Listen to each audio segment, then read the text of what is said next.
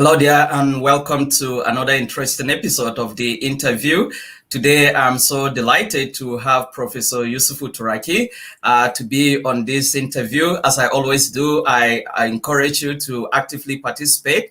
You can ask questions. You have the privilege to ask Professor Turaki questions, even as we continue with this interview. So once again, welcome to another episode of the interview. I will be, introducing Professor Turaki properly in just a jiffy. But go ahead and share this video and like it so that other people will be able to follow us and participate in this wonderful discussion. So I'll go ahead right now to introduce Professor Turaki. Just as I said, today I'm delighted to have Professor Yusufu Turaki, who is a Professor Emeritus of Theology and Social Ethics. In his extensively academic and ecclesiastical career of more than 5 decades, Professor Turaki has written numerous books and articles on various subjects, including Christian theology, African history, political theory and history, African traditional religion, Islam, cultural anthropology, bioethics, theology and science, colonialism, just to mention a few. These are some of the areas that he has, done extensive work, research work on. Professor Turaki was a one-time General Secretary of the Evangelical Church Winning All, ECWA. Prior to that, he was the Provost of the Jos ECWA Theological Seminary. Professor Turaki has held many other reputable positions, both at the national and international levels. For instance, he was for many years a guest lecturer at the National Institute of Policy and Strategic Studies, NIPS, Kuru, the National Vice President of the Christian Association of Nigeria, and was the member that represented Southern Kaduna during the 2014 National Conference. I just want to stop here because I can go on and on. This is someone that I have been privileged to know closely. He was my teacher and a mentor to me. I have worked closely to him. I have a lot to say that I can take the entire interview talking about. So I will just stop the introduction here. You are welcome, sir. Thank you so much for joining me on this program today. Thank you, Seth, for this. I would say, is it the opening introduction? Well, what I have been always afraid of is the introduction for somebody to say he has been this, he has been that. So you have X this, X that. So I'm used to all these interviews and also introductions. When people introduce me that he has been X this and X that. So Seth, thank you very much for having come into our program, and I trust God that we'll have a wonderful time today. We will definitely. There is no doubt about that. Thank you so much, sir, once again for deciding to be part of this. So I want to start us off by talking about Southern Kaduna and especially Middle Belt, especially the Fulani attacks and all kinds of terrorist attacks that have been going on. You are one from the Middle Belt. You are someone that is from the Middle Belt region of Nigeria, specifically Southern Kaduna. In the past few years, there have been in-season attacks by Fulani herdsmen where many lives have been lost and valuable property have been destroyed. My first question is, what do you think is responsible for these attacks? Thank you very much, Seth, for this question. I have been asked these questions over and over and over. Now, let me say this.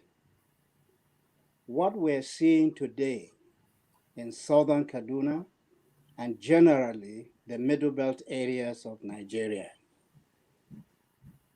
if you step back into history, then you'll be able to understand what is happening to us today. Now, what is happening to us today? Some people think that this is the first time such things are happening in Southern Kaduna as well as in other parts of the Middle Belt. But historically, about 200 years ago, what is going on today in southern Kaduna had taken place about 200 years ago, when the Hausa traders, we call them Fataki, Hausa long-distance traders, when they visited our areas, what brought them in the first place was trade that we call Fataki, or long-distance traders. The second group that came along were the Fulani cattle rearers. The Fulani cattle rearers and the Hausa traders visited our areas over 200 years ago. And when they entered into our areas, they had an understanding between them and the indigenous dwellers of southern Kaduna. At that time, we used to call it southern Zaria. And the agreement between the host and those who have come into their ancestral lands, the traders will do their trading activities, and the Fulani will do the rearing of their cattle. But there was an understanding between the two communities, how to live symbiotically together. Now, it was by agreement. Now, the indigenous people will find a place within their territory, and then the strangers, that is the oncoming Fulani or Hausa, they will settle in what we call at that time Zango. So they will settle in the Zongos and do their trading activities. That's for the Hausa. And then the Fulani to do their cow rearing. But for the Fulani, they did not come to settle. No, they move seasonally. During the dry season, the Fulani will come from the far north areas and settle in the farms of the indigenous people. If you want, you can call them aborigines. And when it is rainy season, the Fulani will go back with their cattle far north, because during rainy season, the Fulani did not live among the people, the indigenous people, because they are Fulani. How would you handle the cows and the farmlands? So the Fulani, during the dry season, they will be in the land in order to manure the farmlands of the people. When it is rainy season, they go back to the far north, where you do not have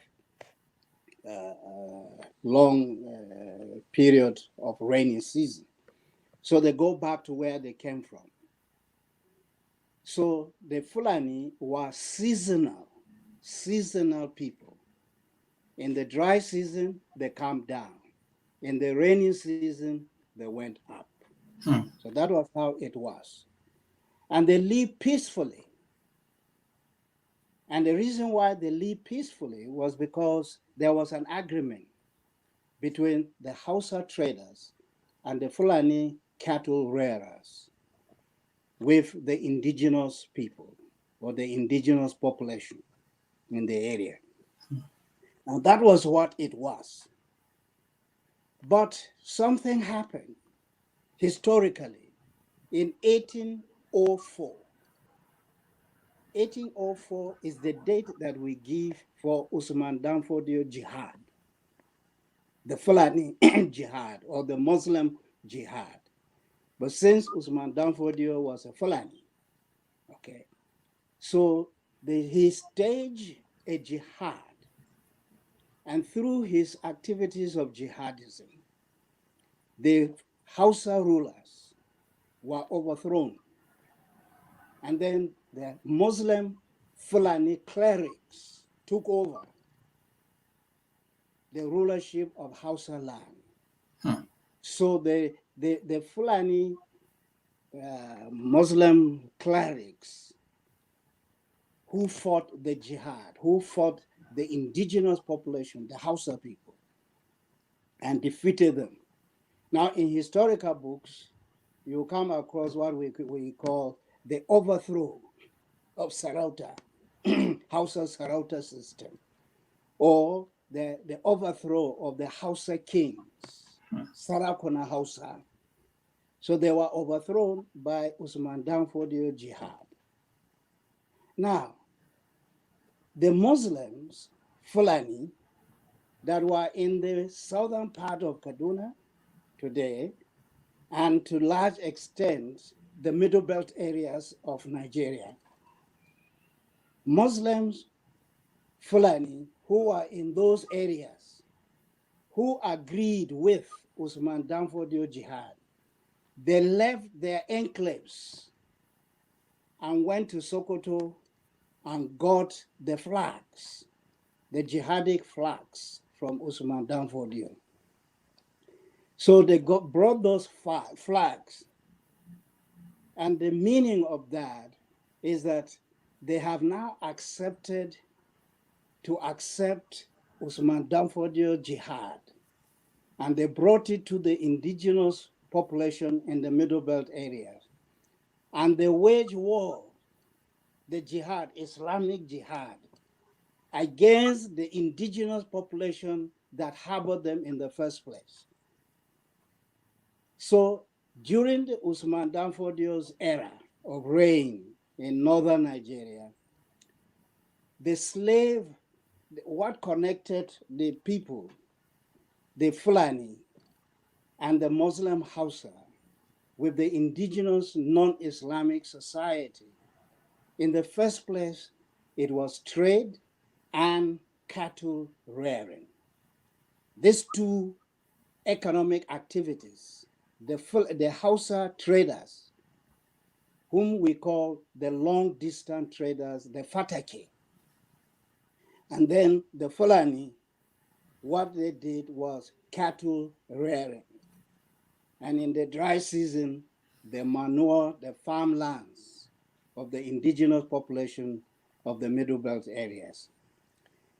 But with the coming of jihad, Usman Danfodio jihad, now the relationship, the economic relationship changed.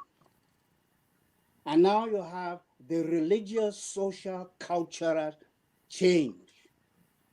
The Islamic jihad changed the pattern of relationship which existed between the two broad-based communities.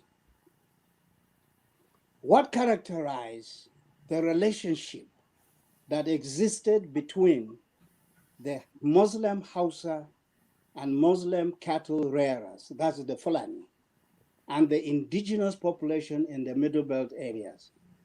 Their relationship was characterized by this: economic activities, slave raiding. The Fulani and the Muslims from the far north raided the communities of the indigenous people in the southern part of northern Nigeria. That's the first thing, was slave raiding.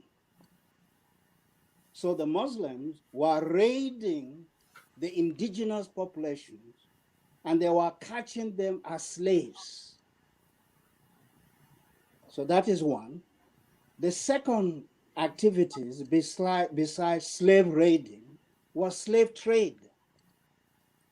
Those who were caught as slaves, they were sold to two types of slavery. Two types of slavery economic activities. The first one was that of transatlantic slave trade. That is in the southern part of Nigeria. The slaves were repatriated from western coast of Africa, the slave coast. They used to call it at that time slave coast. And they will be transported to Europe to North America and to Central America, Latin America, what we call it today. The other aspect was the trans-Saharan slave trade. That is, the slave will be sold to the Arab slave traders, and they'll carry them across the Sahara Desert. So slave trade was the biggest economic activity of both the Sokoto Caliphate and the Sultanate of Kanem-Borno. And the bulk of the slaves were taken from the Middle Belt areas. A teacher of mine, Professor Mason, who taught me in secondary school English, but then he came back to Nupe land, which is part of the Middle Belt area, and did research on Nupe Kingdom. And he wrote in his works, historical work, that the slave activity, the slavery activity or slave raiding that was done in the Middle Belt areas depopulated, especially what we call today the Gbagi land or Gwari land. It was depopulated because of slave raiding and slave activities, slavery activities. So the second aspect was that of slavery. So those who were caught as slaves were sold into slavery to the Europeans through transatlantic slave trade and to Arabs through the trans-Saharan slave trade. The third activity was itself what we call slavery itself, or the activity of slavery at that time we call it servitude. That is, they are not sold into slavery, but they become the indigenous slaves, servants of the aristocratic society, the aristocrats of the Muslim Hausa Fulani society at that time.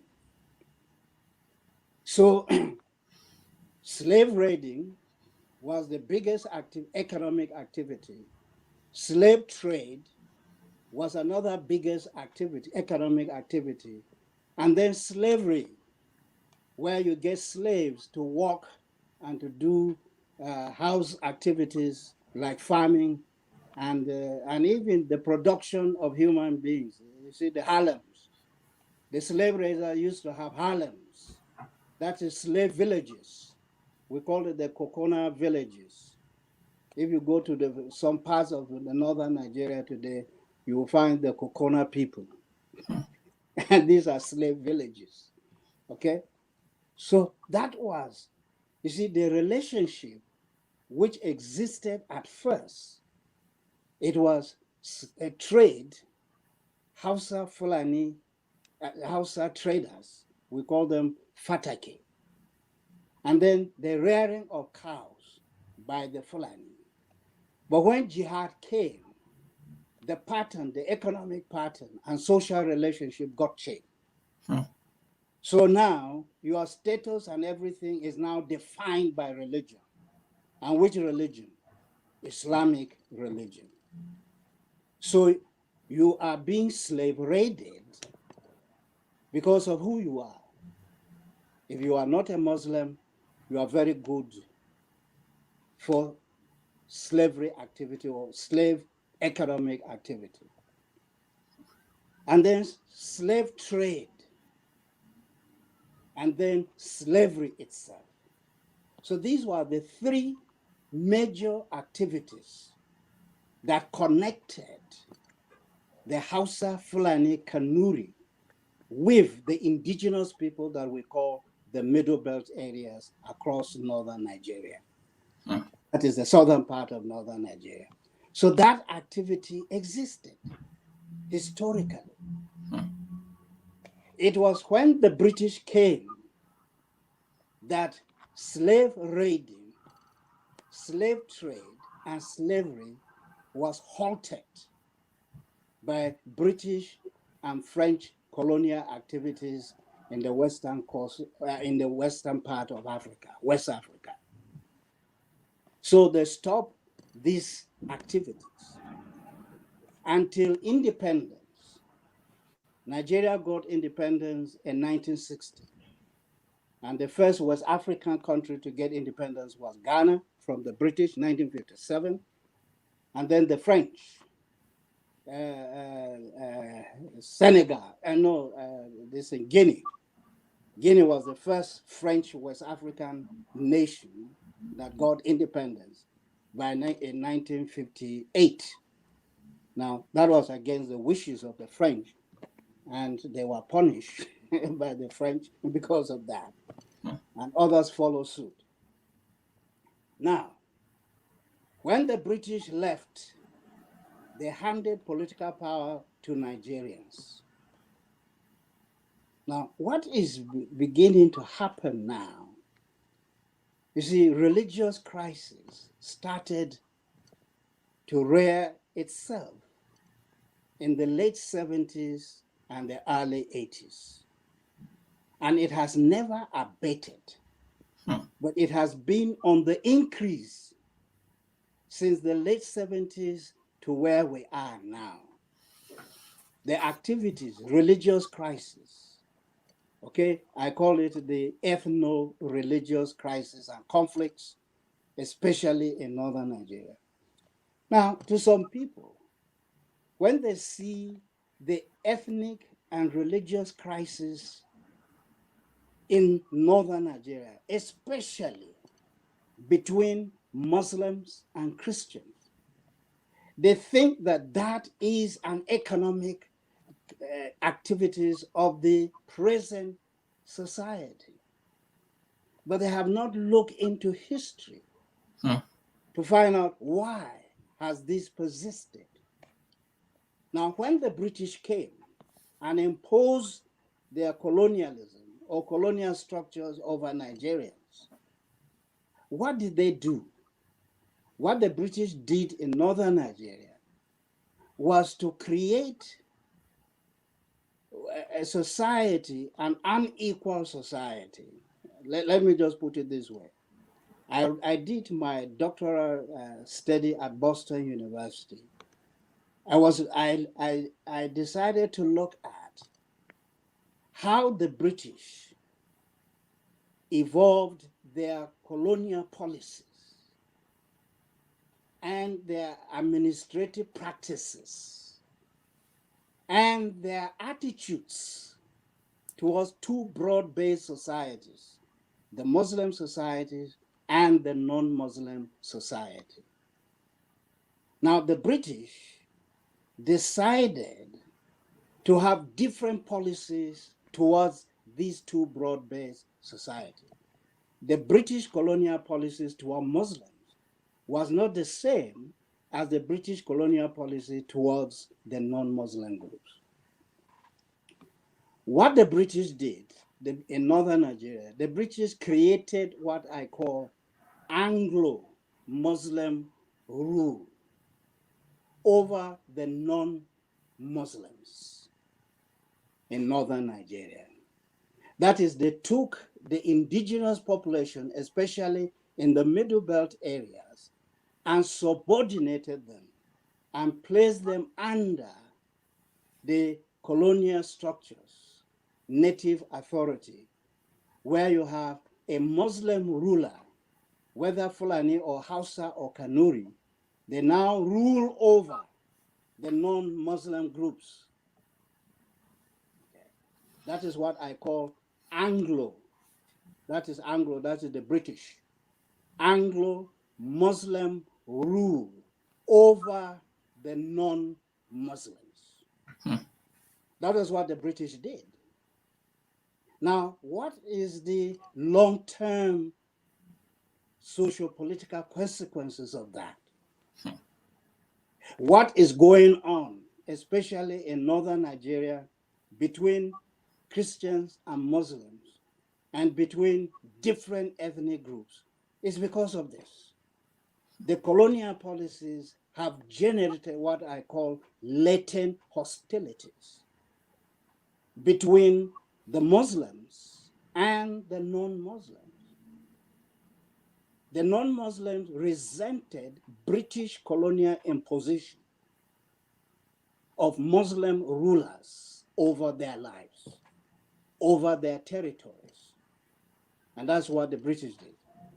Now, the Zangos that the indigenous population in the Middle Belt areas assigned for Hausa, Fatake, and Fulani cattle rearers, where they settled, we call them Zangos or enclaves. Now, when the British came, they now turned those Zangos to be the district headquarters. And the indigenous population with their cities and towns were left unmodified by the British. But the Zongos have now become the district headquarters or the provincial headquarters.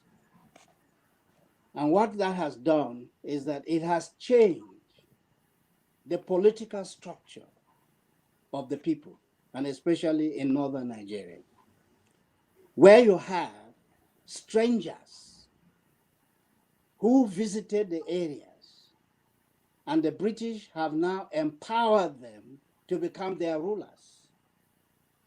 So the British gave them two things. They gave them the people so that they can rule over the people. And secondly, they gave them the land so that they can rule over the land.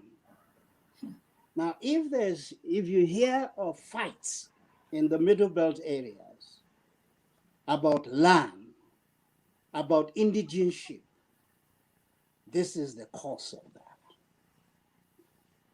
The cause of that is that the British took the people themselves and their lands, ancestral lands, and handed them over to the Anglo-Muslim political system. And that created resentment from the non-Muslim groups. And this resentment is what I call latent hostility. It is latent in the sense that when you live in a society where you have what I call, or the structures, the political, socio-political structures that have been set up as what I will call hierarchical structures, it generates ill feelings between the privileged group and the less privileged group. Now, the enmity that existed between them is what I call latent hostility. If there is a fight in northern Nigeria between Muslims and Christians or non-Muslims, these current fights or riots or conflicts, it reminds them of how they were, especially during the Caliphate period that was characterized by slave raiding, slave trade, and slavery. It will remind them of the colonial structures that established Anglo-Muslim rule over them and how they were subordinated. Now, when I finished writing my doctoral thesis, I decided to title my doctoral thesis. It's a long one, but this is the title. The title is The Institutionalization of the Inferior Status and Socio-Political Role of the non-Muslim groups in a hierarchical structure of the northern region of Nigeria, a social ethical analysis of the colonial legacy. Okay? Now, having said that, what is going on in Nigeria now?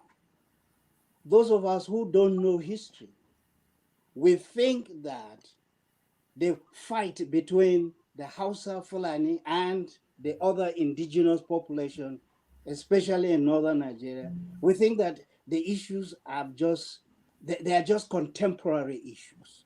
They are not contemporary issues. There are new issues arising in our contemporary society, but because of our historical baggage, our latent hostility, remembering the Caliphate days and the British colonial days, they remind us of what has happened. And so something will trigger, yes, it's triggering now, but it has a long historical background. And therefore, it has what I call long-term socio-political consequences. Now, what is happening in northern Nigeria now between Christians and Muslims, and between Fulani and Hausa? What is going on now in northern Nigeria? You find Muslims and Christians, sometimes they fight. And you find Muslim Fulani and Muslim Hausa fighting each other. This is what is happening now. Now, some people will say, why is it happening now? Some people will, some of the social analysts, they will just say, well, the reason is economics. So what you need to do to stop this is empower everybody to be economically viable, or their system or their states. Some will say, oh, it's because of bad governance. So if you could get them or give them good governance, then the problem will go away. And some will say, well, it is bad leadership. And so if you get good leaders, they'll now know how to manage the society. But they have not studied exactly what has happened in the past that has long-term consequences into our present setup. Now, there is what we call kidnapping. Now, when they kidnap somebody, and then they put a price over his or her head and say, you're going to bring so many millions, and then we'll set you free. Now we think that this is a modern, it has not. Only has its roots now, but it has its historical roots. What is slave trade? Slave trade is to put economic price over a fellow human being. So when modern Fulani today, we call them the headsmen, the kidnappers. So the modern kidnappers today, whether Fulani or another ethnic group, what do? They put a price over a human being and say, if you bring so much money, then we will set him free. Now, that is an historical act of slavery in modern times. Now, let's go back to history and see what is happening. Where is it that Boko Haram is operating today in northern Nigeria? Where? Where is it that the Fulani herdsmen are operating today in northern Nigeria? Now, in the northeast, the Sultanate of Kanem used to move south to do slave raiding, slave trade, and slavery of the people in southern part of the Sultanate of Kanem. What is happening in the Middle Belt areas, the Fulani herdsmen or the kidnappers? What is happening is that where the Sokoto Caliphate in those days carry out its slave raiding, slave trade, and slavery is exactly the same territories that Boko Haram and Fulani herdsmen are doing today, the same territories. What their forefathers did over 200 years ago is exactly what the descendants of the Sultanate of Kanem are doing in the northeast. It's exactly what their parents in the Sultanate of Kano and Borno did in the Northeast now. What is happening in the Northeast? You have Boko Haram. What is Boko Haram doing in the East, in the Northeast? That's exactly what the older Sultanate of Kano and Borno did in northern Nigeria, in the Northeast. What is happening in the Middle Belt areas today? That was the same area that the jihad of Sokoto Caliphate, the jihadists of Sokoto Caliphate moved south, and they were doing slave raiding, slave trade, and slavery in the Middle Belt areas. And that's exactly the same territory that the Fulani headsmen are involved in today. So my analysis is simply this, that there is a historical basis for Boko Haram and for Fulani headsmen, what they are doing today. So there is a historical correlation between Boko Haram in the Northeast and the Sultanate of Kano and Borno in the same old geographical Northeast.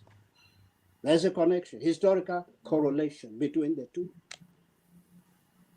The Fulani headsmen in the Middle Belt areas of Nigeria, that was exactly the same territory that the Sokoto Caliphate jihadists were carrying out their activities. And so what I can say here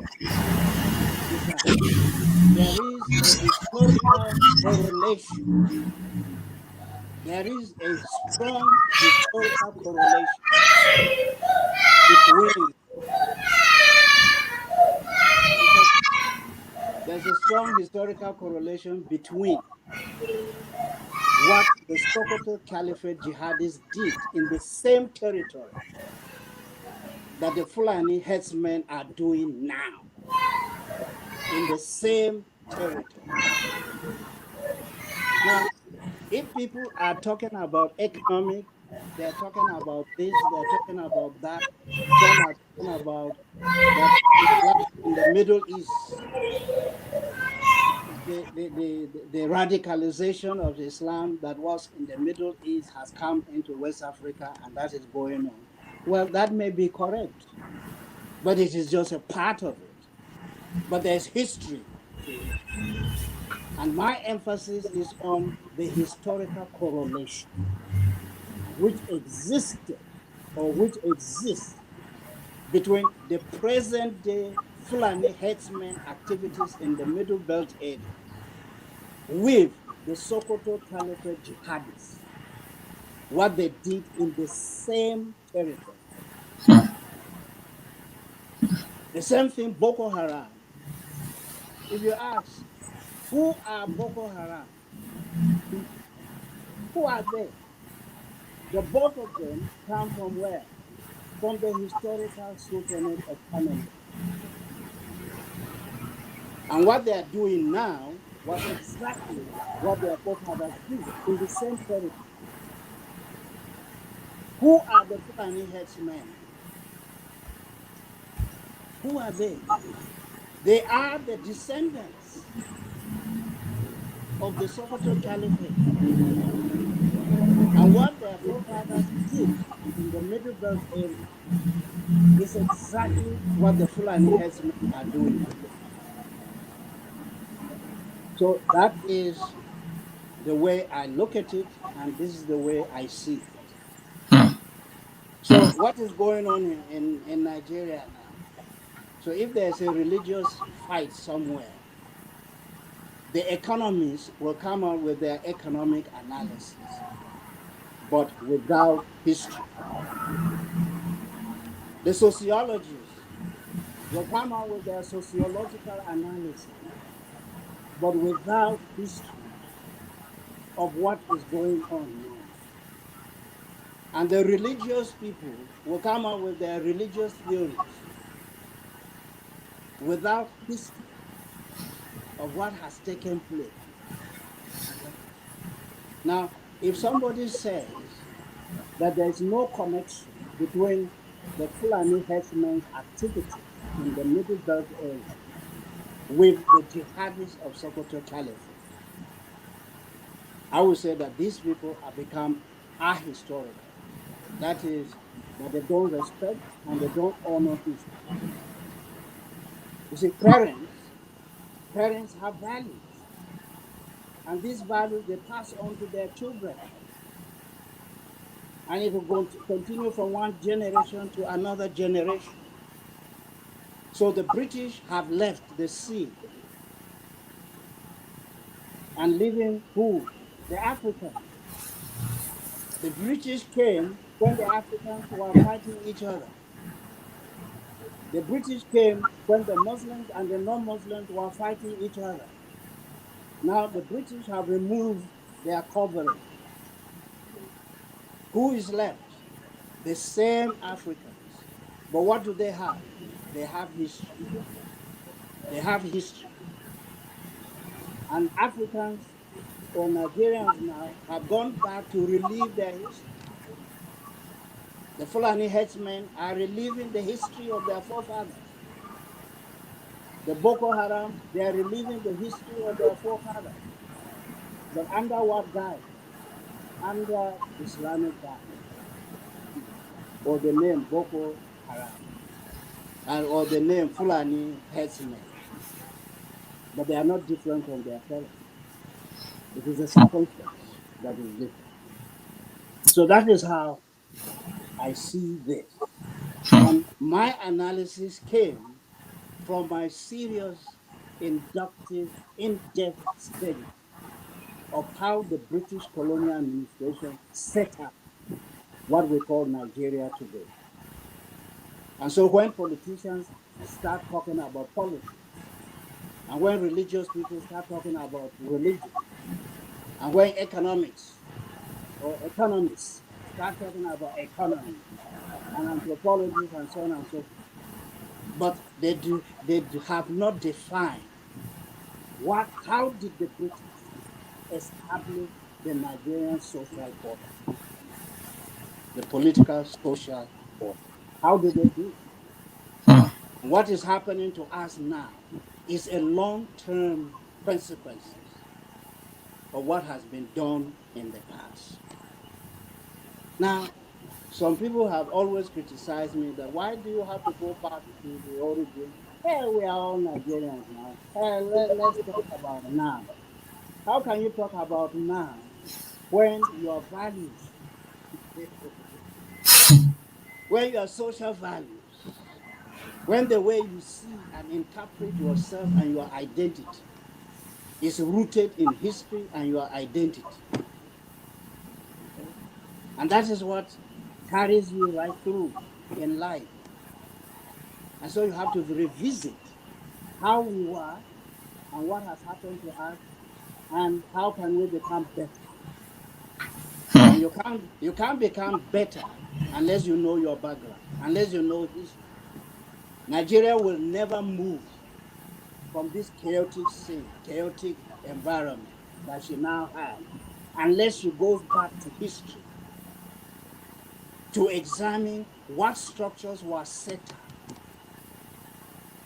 that have, over the years, metamorphosed into the state of chaos, the state of conflict that we're in today. This is quite a good history lesson.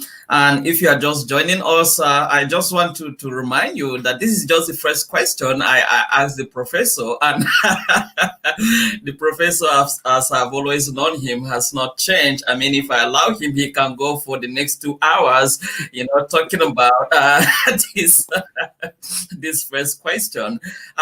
Great historical lesson there. But I want to ask the question. Somebody watching this will say, this is good historical lesson, but where do we go from here? The question specifically is, how can we, from the understanding of history, how can we use our knowledge of history to stop these killings, these rampages, especially in Southern Kaduna and other places in the Middle Belt, that we are having these almost in-season of conflicts?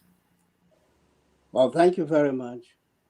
I think the type of conflict which is going on in Southern Kaduna, and to larger extent, the entire Middle Belt areas, is simply this, is that the conflict is not generated within those communities, but the conflict is brought from outside.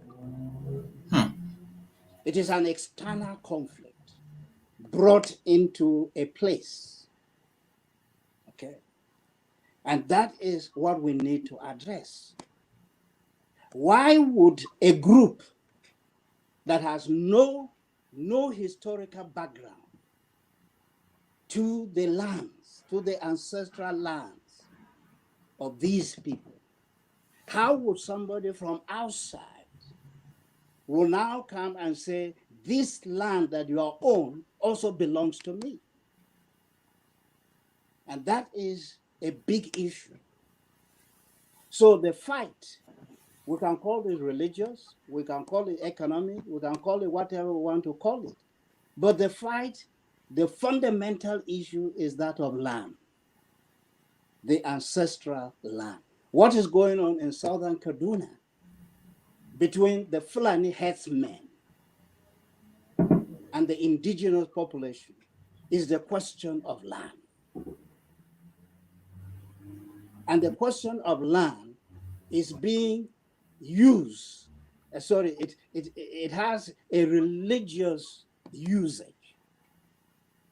So who are the people who want the land? If they are Muslims, now they will appeal to Islamic injunctions or Islamic teachings or Islamic history to legitimate what they are doing. Similarly, the indigenous population will also appeal to their history to legitimize what they are actually doing now in self-defense of their lands, while the others in the offensive approach to those people. Now, the good thing is that we have Muslims and we have non-Muslims, and they are fighting. And many things can be interpreted in terms of religion or culture or land or ethnicity. Now, these are, for example, in my studies, I did a research on how human beings set up their societies. And I came up with the idea that the ancestors of any human society, the primary ancestors, they created what I call the social factors, the primordial social factors, which the ancestors use to create a society. And the first one, which the ancestors created, is what I call ethnicity or ethnography. Ethnography includes ethnicity, history, and identity. So our ancestor created our ethnicity with its history and its identity. That is one. The second one is what I call geography. They created a geography, land and territory, which belongs to them. They say they have claim over land, over territory, and say this is our geography, this is our land, this is our territory. And the third primal social factor which the ancestors created is religion. So each ethnic group has its own religion. And then the fourth one is culture. Each ethnic group has its own culture. Now, these are the primary social factors that were created by our ancestors. And each ethnic group anywhere in the world, in ancient time to the present time, this is what defines an ethnic group or ethnic nationality, if we want to call it that way. Okay? They are governed by what? They are governed by ethnicity or ethnography. They are governed by geography. They are governed by religion, and they are governed by culture. Now, that's what our ancestors created. Now, the conflict, especially in northern Nigeria, but that is applicable to anywhere in the world. The conflict is when you have new people coming into contact with another ethnic society. The conflict arises as a result of the interpretations of these primal social factors, their ethnicity, that is their identity and their history. And the same thing, their land. They have to define their territory, their land. Now, let me tell you what typically happened in northern Nigeria. First, the indigenous population created their ethnic identity, history, and what I call ethnography. And they created their geography, land and territory. And they created their religion. And they created their culture. So these are the primary social factors that govern the existence of each ethnic nationality. So our ancestor created that. And they set up each of our society. That was what they set up. Now, what happened in the Nigerian context? Then the next or the first group of people who arrived into our lands were the Muslims. And the Muslims had what? The Muslims had their definition of ethnicity. They had their definition of land. They had their definition of religion. And they had their definition of culture. Now, you have two people who have the same physical features, but different definitions. How would a Muslim define ethnicity, history, and identity in a foreign land, in a strange land? How would he do it? That's where the source of conflict and crisis comes. And then the land. How would a Muslim define land? He will go into Islamic injunctions and define land. A Muslim will say, every piece of land belongs to God. Okay? While the indigenous people believe that the gods have given each ethnic nationality its own territory, its own land. You can't cross your land into somebody's land. You can't do that. The gods will be angry at you. Okay? And then the question of religion. And then the question of culture. Now, this is what has happened in northern Nigeria. While these two people were in existence, then the British colonial masters arrived. And they have what? Different definitions of what? Ethnicity, geography, culture, religion, and culture. They have a different definition. So what is going to happen? There will be conflict of definition, conflict of understanding. Okay?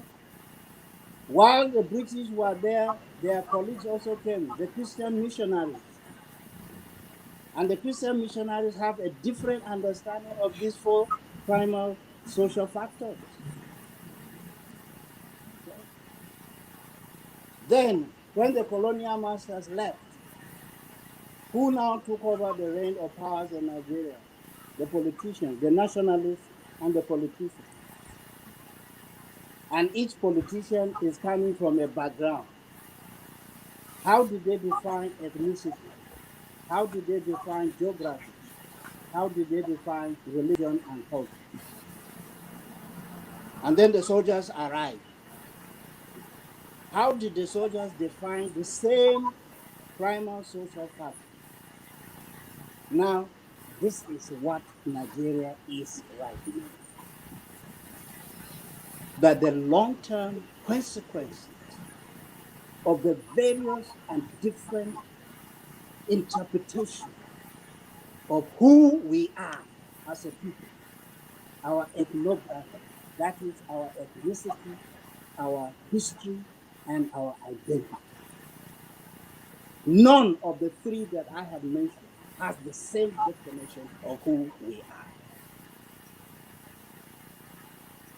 So the traditional African society has a different understanding, different definition, different application. The Muslims have a different understanding, different application. Those who are bred by the British, they have what? A different understanding.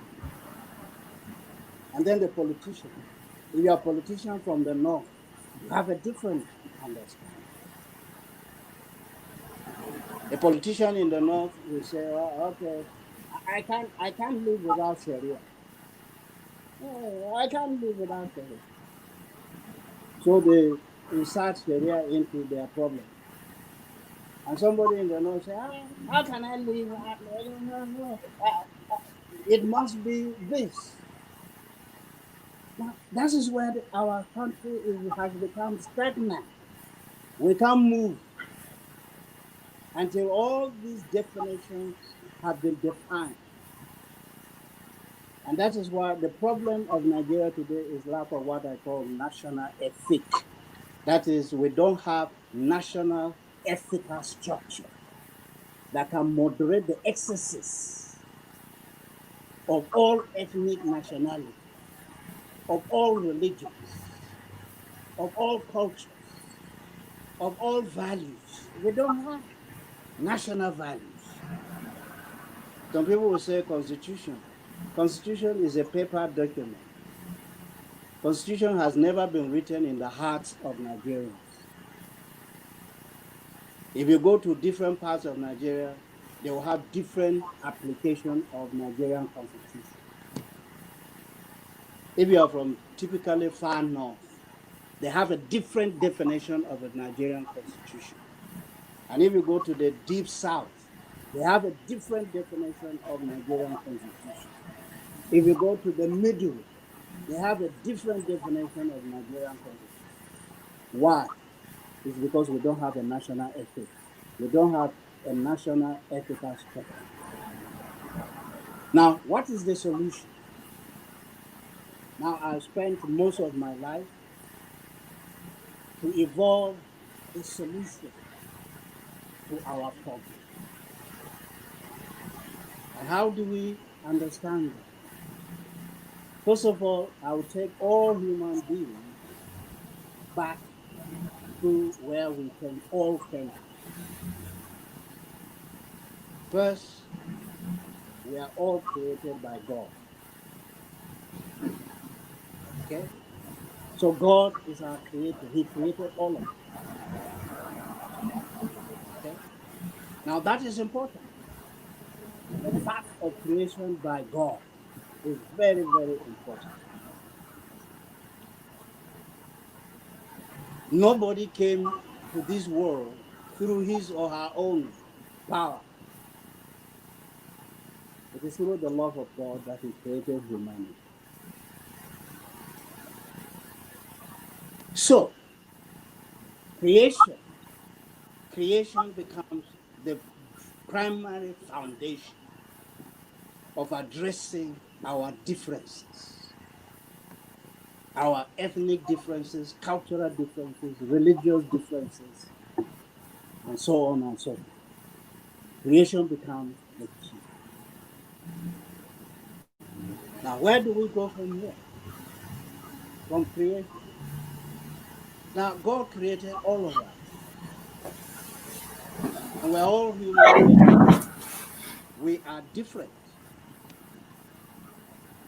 Now, in creation, you see, diversity.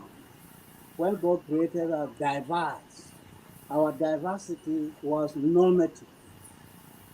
And what I mean by the normative diversity, it was our diversity was the beauty of God. God put beauty into diversity. But that diversity was, let me put it this way, the diversity was clean, and the diversity was holy, and diversity was righteous. But when human beings fell into sin, they corrupted the diversity. That diversity has become corrupted. Because when this man looks at how he is different, how his religion is different, how his culture is different, and so on and so forth, he will now begin to target his colleague who differs from his definition of what he wants. Trouble begins. And that is it. Now, I have proposed how do we deal with issues? I have 4 levels of dealing with ethical issues, moral issues, spiritual issues that affect human beings. For example, all of us in Nigeria, we did not have a single one ethnic identity. We don't. We're diverse. We're over 400 ethnic groups, languages in this country. That's our diversity. But there is something that is common to all of us. And that which is common to all of us is creation. I call it human primal ethic. Human primal ethic. That is, that all human beings had an origin. And that origin is God. And therefore, human beings must understand the fact of creation primarily in their consideration of anything on life. Now, when we realize this, that we are joined together by the act and the fact of God's creation. Now, even those who don't believe in God, they don't believe in God, but they believe in one principle. One principle is that is the origin of humanity. They also believe that human beings have what? A definite origin. So where they begin to define that humanity is one, and then humanity spreads. So they have identified that we have commonality. So human commonality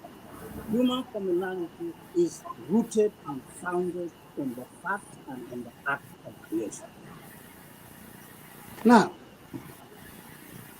I am responsible to a fellow human being, not because of any other reason,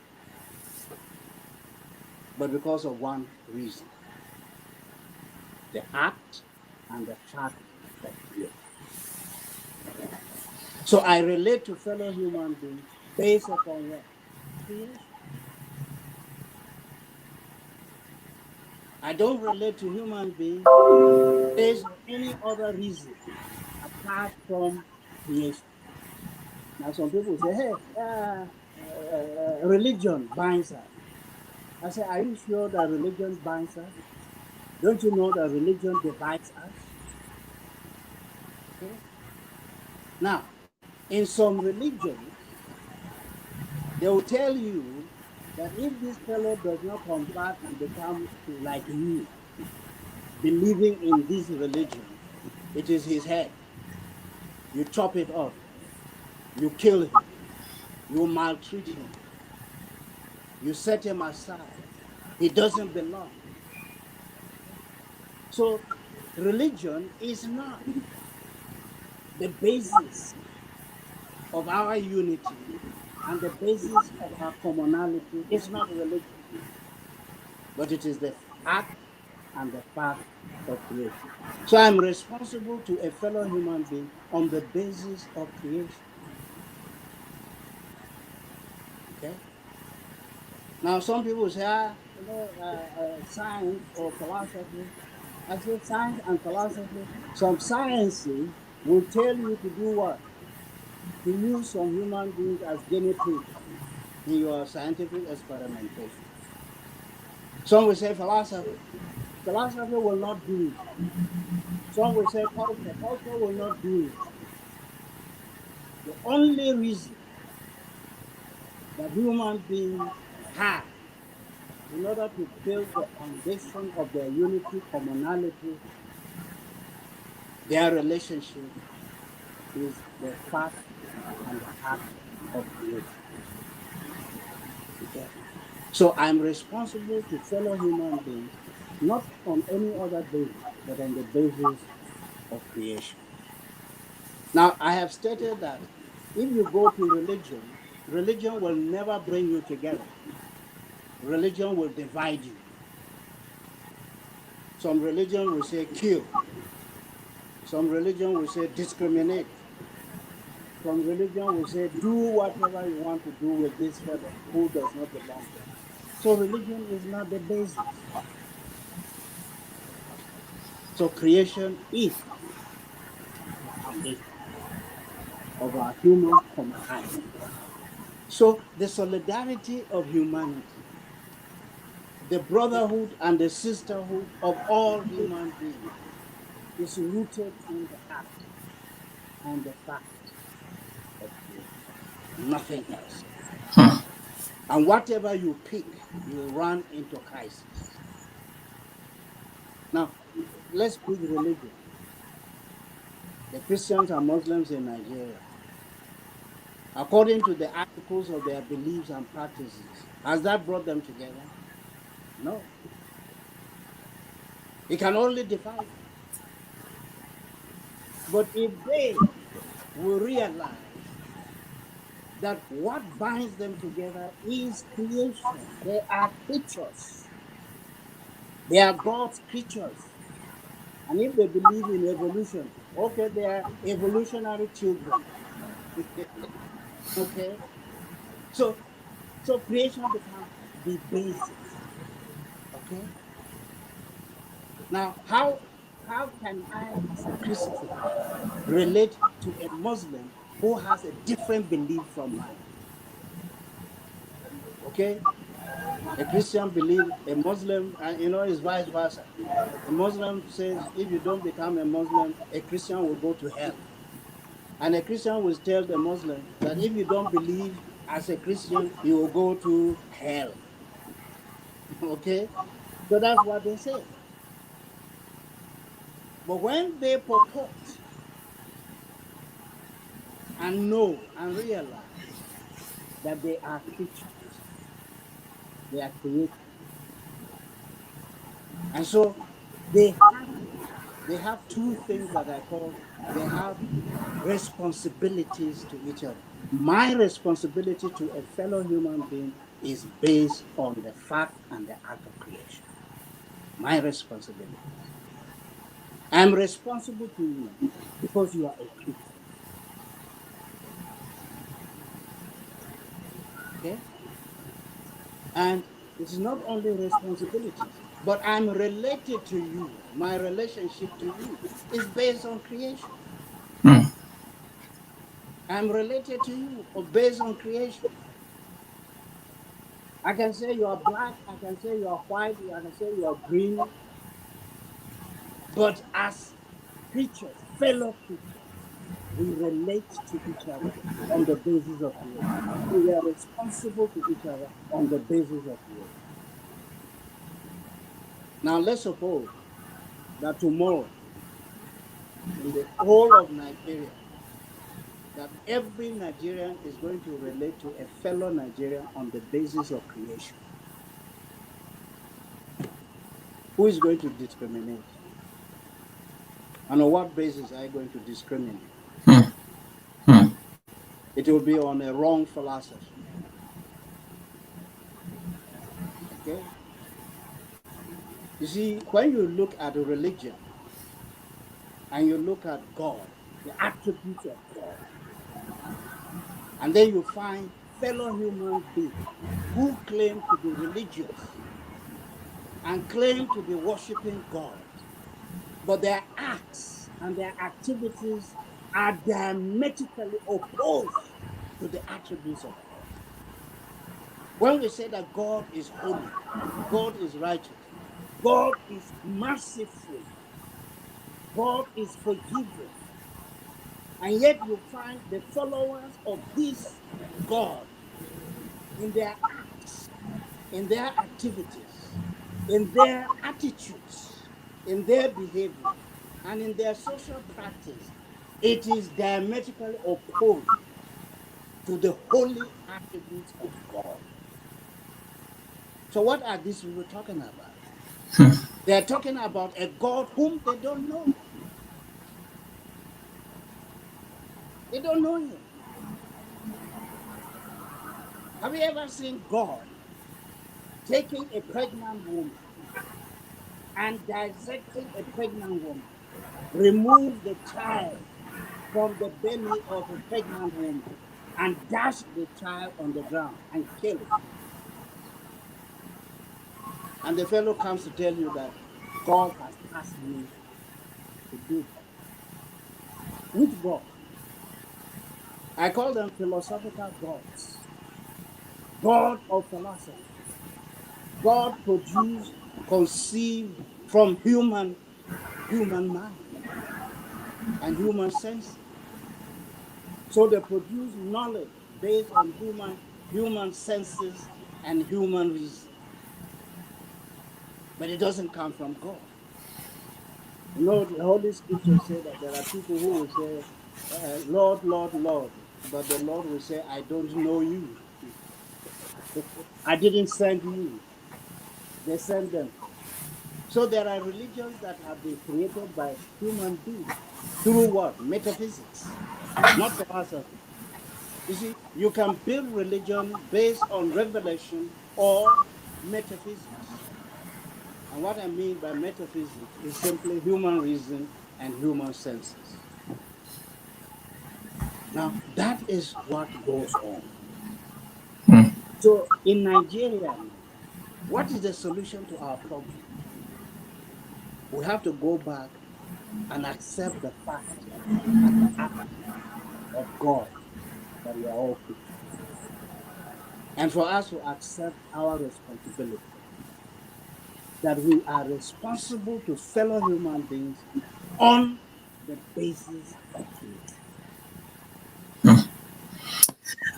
I want us to talk a little bit about you are one of the conveners of the Nigerian Indigenous Nationalities Alliance for Self-Determination, which comprises a group of elder statesmen who have recently sent an ultimatum to the federal government of Nigeria to repeal the 1999 constitution. And my question is, why is this important?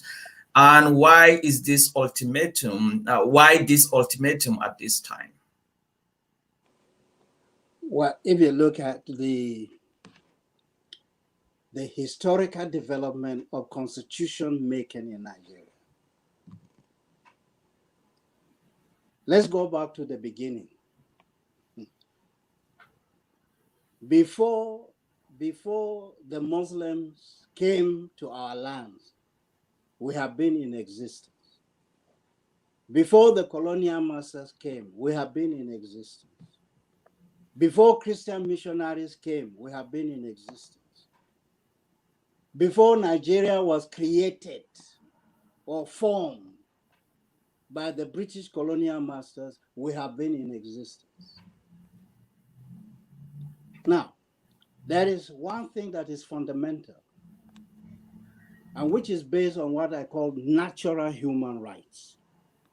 I'm not talking about human rights based on the personality or the individuality of a human being. I'm talking about natural human rights. And what I have just said about the historical fact of creation. And the historical fact of creation is also the historical fact of freedom. Historically, we are created free by God. So ethnic nationalities in Nigeria have existed before the formation of anything in Nigeria, whether you call it caliphate, whether you call it British colonial administration, whether you call it missionary, we have existed. as ethnic nationalities before any form of state was created. Now, we now have what I call fundamental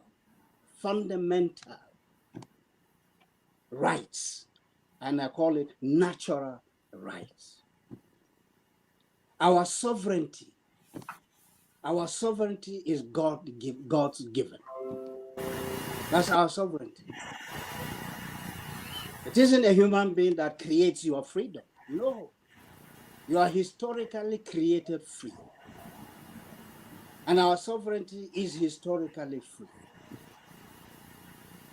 But how are nations built? Some are built based on conquest.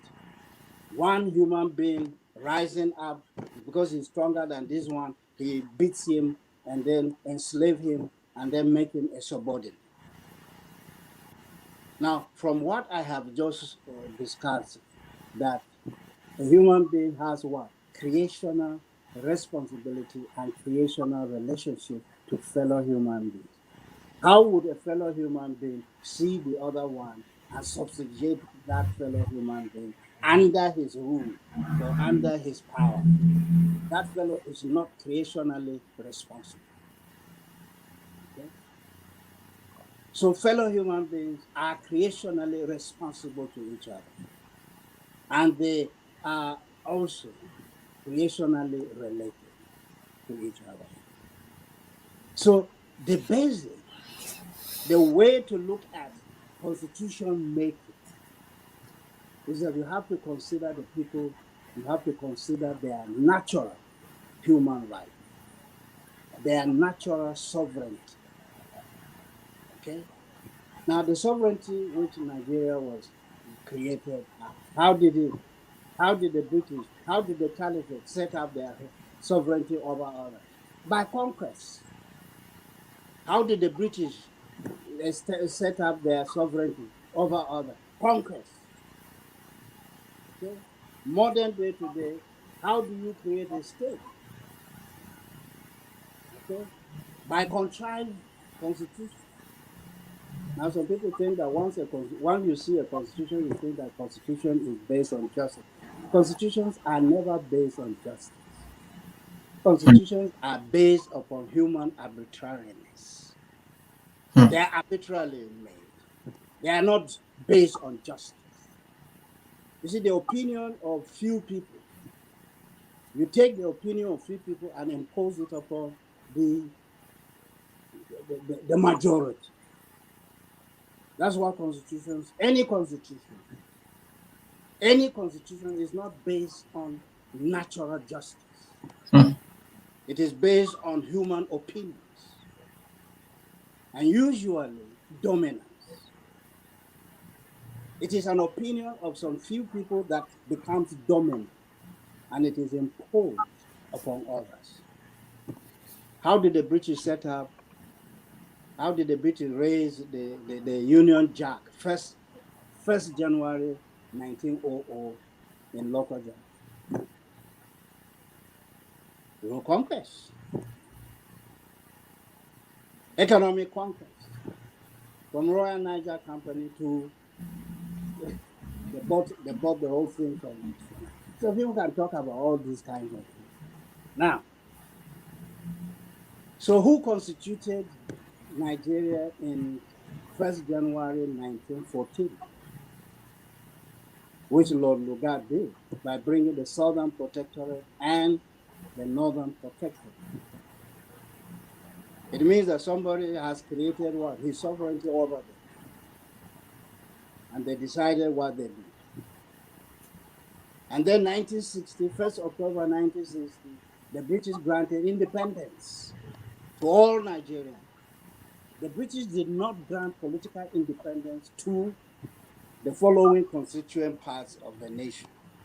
The British did not hand over political power of Nigeria to Sokoto Caliphate or Sultanate of Kanem-Borno or Oyo Empire or Benin Empire or Nupe Empire or Idoma Empire or the Southern Kingdoms The British did not hand political power to each of these. They handed political power to all Nigerians regardless. Okay?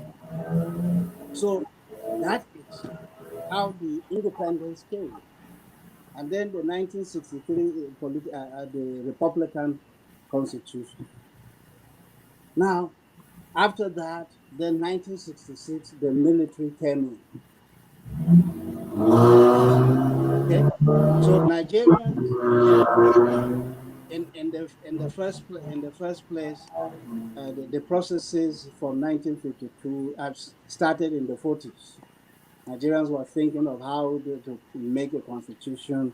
They have London conferences of various ethnic groups, how Nigeria should be formed, and so on and so forth. Until they now have the 1963 Republican Constitution. And the Republican Constitution created federation. Nigeria was a federation. Federation of what? Federation of regions. And under the regions, federation of what? Federation of various ethnic groups. Because when the British took over, if you look at the early maps of the British colonial masters, the early maps designed by the British, each ethnic group was given its ancestral land, each ethnic group. And that's why the British, when you're filling their form, they will tell you which tribe, which ethnic group, which native authority you come from. Now, this is a definition of your ethnicity and of your land. It's clearly spelled out.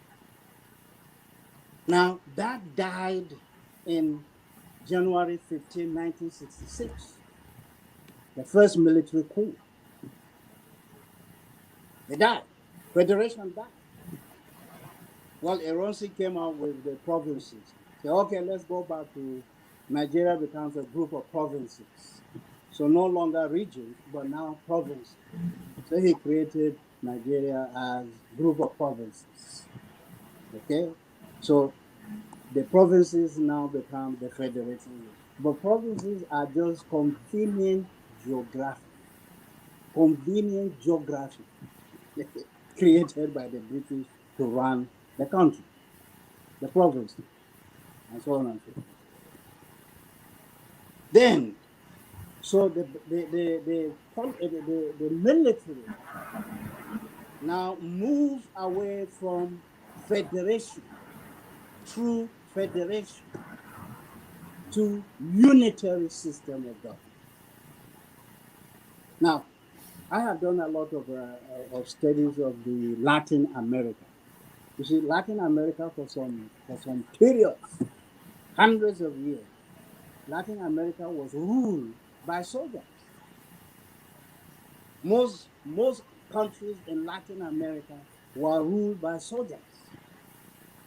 So our Nigerian soldiers went and borrowed the Latin America political structure and set it up in Nigeria. I call it authoritarian bureaucratic statism. Okay? Authoritarian bureaucratic. You see, authority is given to a junta. You know, in Latin America, they use a junta. It's spelled Junta, junta. They don't call it junta, they call it junta in Latin America. You see, the junta, it has the authority. So they decide, okay? They decide the policies. And Nigeria has all kinds of Supreme Council, redemptive, all kinds of names of the Supreme, the authority of power for Nigeria. So the British, the soldiers now move Nigeria from federation to authoritarian bureaucratic statism. So you have the state controlling everything. Power has moved from the what? From the federating units Power has moved from the sovereignty of the people. And power is now in the hands of what? In the hands of the privileged elitist class. Soldiers, the politicians were an elite class.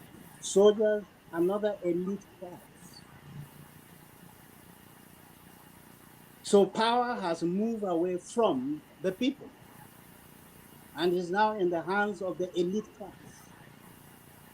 And that is what is going on in Nigeria. So Nigeria is no longer a federation, even though we have the name, the Federal Republic of Nigeria. Federal is just a misnomer, but it is a unitary system. Nigeria is so diversified, ethnically, regionally, religiously, culturally. We are so diversified. And Nigerians are not happy. The way the system, the statist system has been set up, Nigerians are not happy. Nigerians want authority, power to go back to the people who existed before Nigeria was created. So what do you have now? You have the elites are the one now determine how Nigerians ought to be. It doesn't matter whether they're from the north, south, east, central, it doesn't matter. But they're elites. They don't represent the people who have the sovereignty. They don't. So the Constitution was created not from the sovereignty of the people. When the people come together and say, okay, now, how should Nigeria be governed? How should Nigeria be structured? It is the people who will decide that, not the elites. The people, the ethnic nationalities, they are the federating units of the country.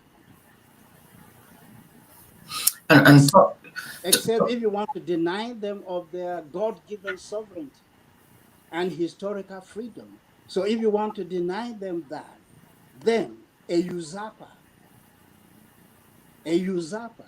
will usurp your authority and hold it, and hold you in bondage. Now, this is what the present constitution of Nigeria is to Nigerians. It is the constitution now that is holding Nigerians against their will. So maybe somebody listening to this may ask, what specific areas in the 1999 Constitution will you want to see repealed or changed? Or do you want the entire Constitution of Nigeria to be crafted anew?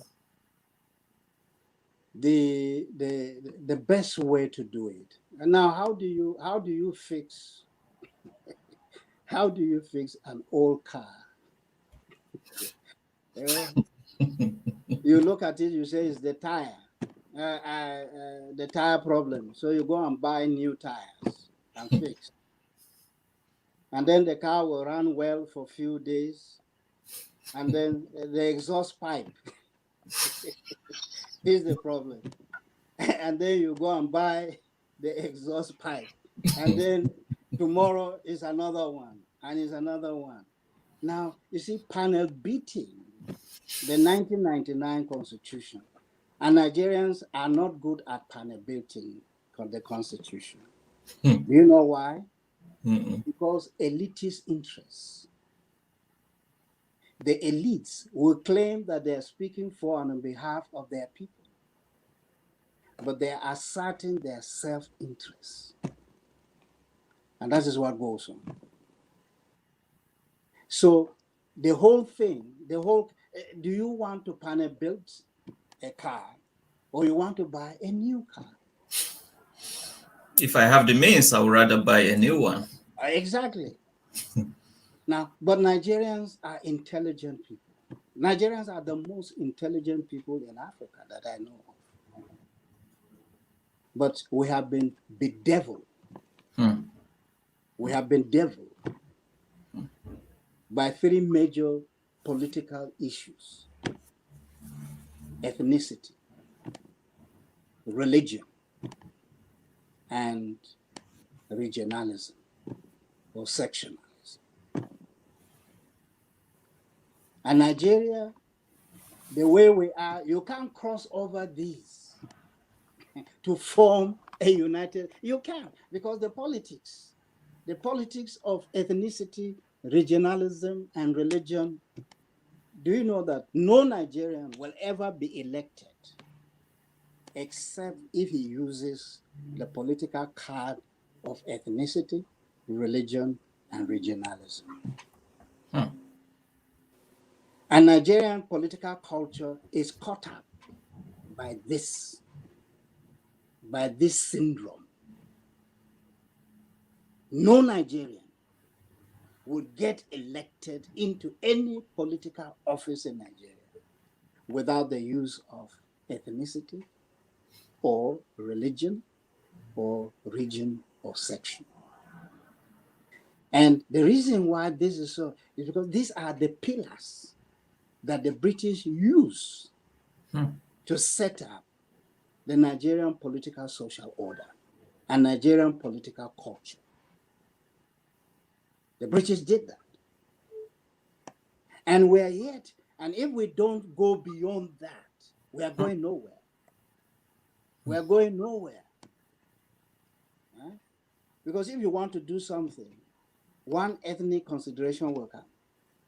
One religious consideration will come. One regional factor will come.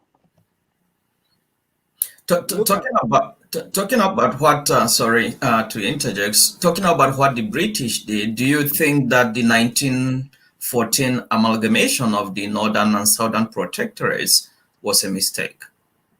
No, it wasn't. You see, I believe in the divine. You see, who is in charge of the universe? It's God. God defines all our activities, all human activities are done within the sovereignty of God. Okay? So you see, God's sovereignty covers everything. And then human beings in their little corners, they are doing certain things on their own. But whatever they are doing, they are within the providence, the sovereign will of God, because he charted the course of the universe. So nothing comes to God as a surprise, because everything is moving towards what we call in philosophy entelechy. That is the end. You see, he started it, but he knows how it is going to end, the intellect. Okay? So everything is moving towards the end because he knows the beginning. So nothing comes to him as a surprise. So to say that the amalgamation was a mistake, no, I wouldn't say that it was a mistake. It was done under the sovereign will of God. So if it wasn't a mistake, do you think that the shaky foundations of the amalgamation can be corrected? Of course. Given the diversity of Nigerians. Yes. You see, human beings, it is the activities of human beings. And human activities are not divine. And anything humans beings do is what? It's temporary. It can be changed tomorrow. It can be modified. It's not the ultimate. Okay? It is the penultimate, not the ultimate. Okay? It is just the human way of doing things. Okay? You see? Now, you also have to look at the periods. At what period in human history did the British set up Nigeria in 1914? The period. What was the level of civilization of the world at that time? Do you know that at that time, that was the only best thing that they could do? It is only us now go looking back. But we're reading the present into the past. But the Walterschung, the Germans will say the Walterschung, the spirit of the age is different. The spirit with which Lugard set up Nigeria in 1914 is different from the spirit we have now. That's it's true. different. Okay? So are we going to be stuck? Are we going to be stuck with an enlightened civilization? You see, it wasn't done democratically. It was under what? The imperial worldview. Nigeria in 1914 was set up under the imperial rule. The Constitution of Nigeria in 1960 was done under the imperial rule. And the Republican Constitution of Nigeria was under the shadow of the imperialism. Okay? It was, so the soldiers who now came, they changed it.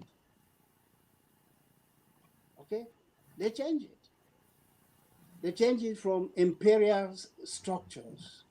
That is, that okay, let this region, let them form this thing as the what we call the federating units of Nigeria. But when the British came and when the soldiers came, they changed it. Now, did they change it to perfection? No. That was the best thing that the soldiers could do at that time. That was what they did. But was it the best solution for Nigeria? No. Now, as we look back, what the soldiers have done by creating the 1999 Constitution, was that the best constitution for Nigeria? And the answer is no. Could Nigeria today create a better constitution? Yes. That's true. But what is happening? The 1999 Constitution, we now take it and give it to the members of House, the member of House of Assembly and the Senate. What are they going to do with it? They are politicians. They are parties. They don't represent the sovereign people. They represent parties. So they go and do partisan politics and create a partisan constitution. Okay? But not the people. Who are the people who do the voting? You see, one of the worst things that actually has happened to Nigeria now is party politics. Party politics. And if Nigeria is stuck with this party politics, Nigeria will never develop. Will never develop. I'll give you an example. The present regime accused the previous regime of corruption. Okay? But they couldn't solve the problem of corruption. It has become worse.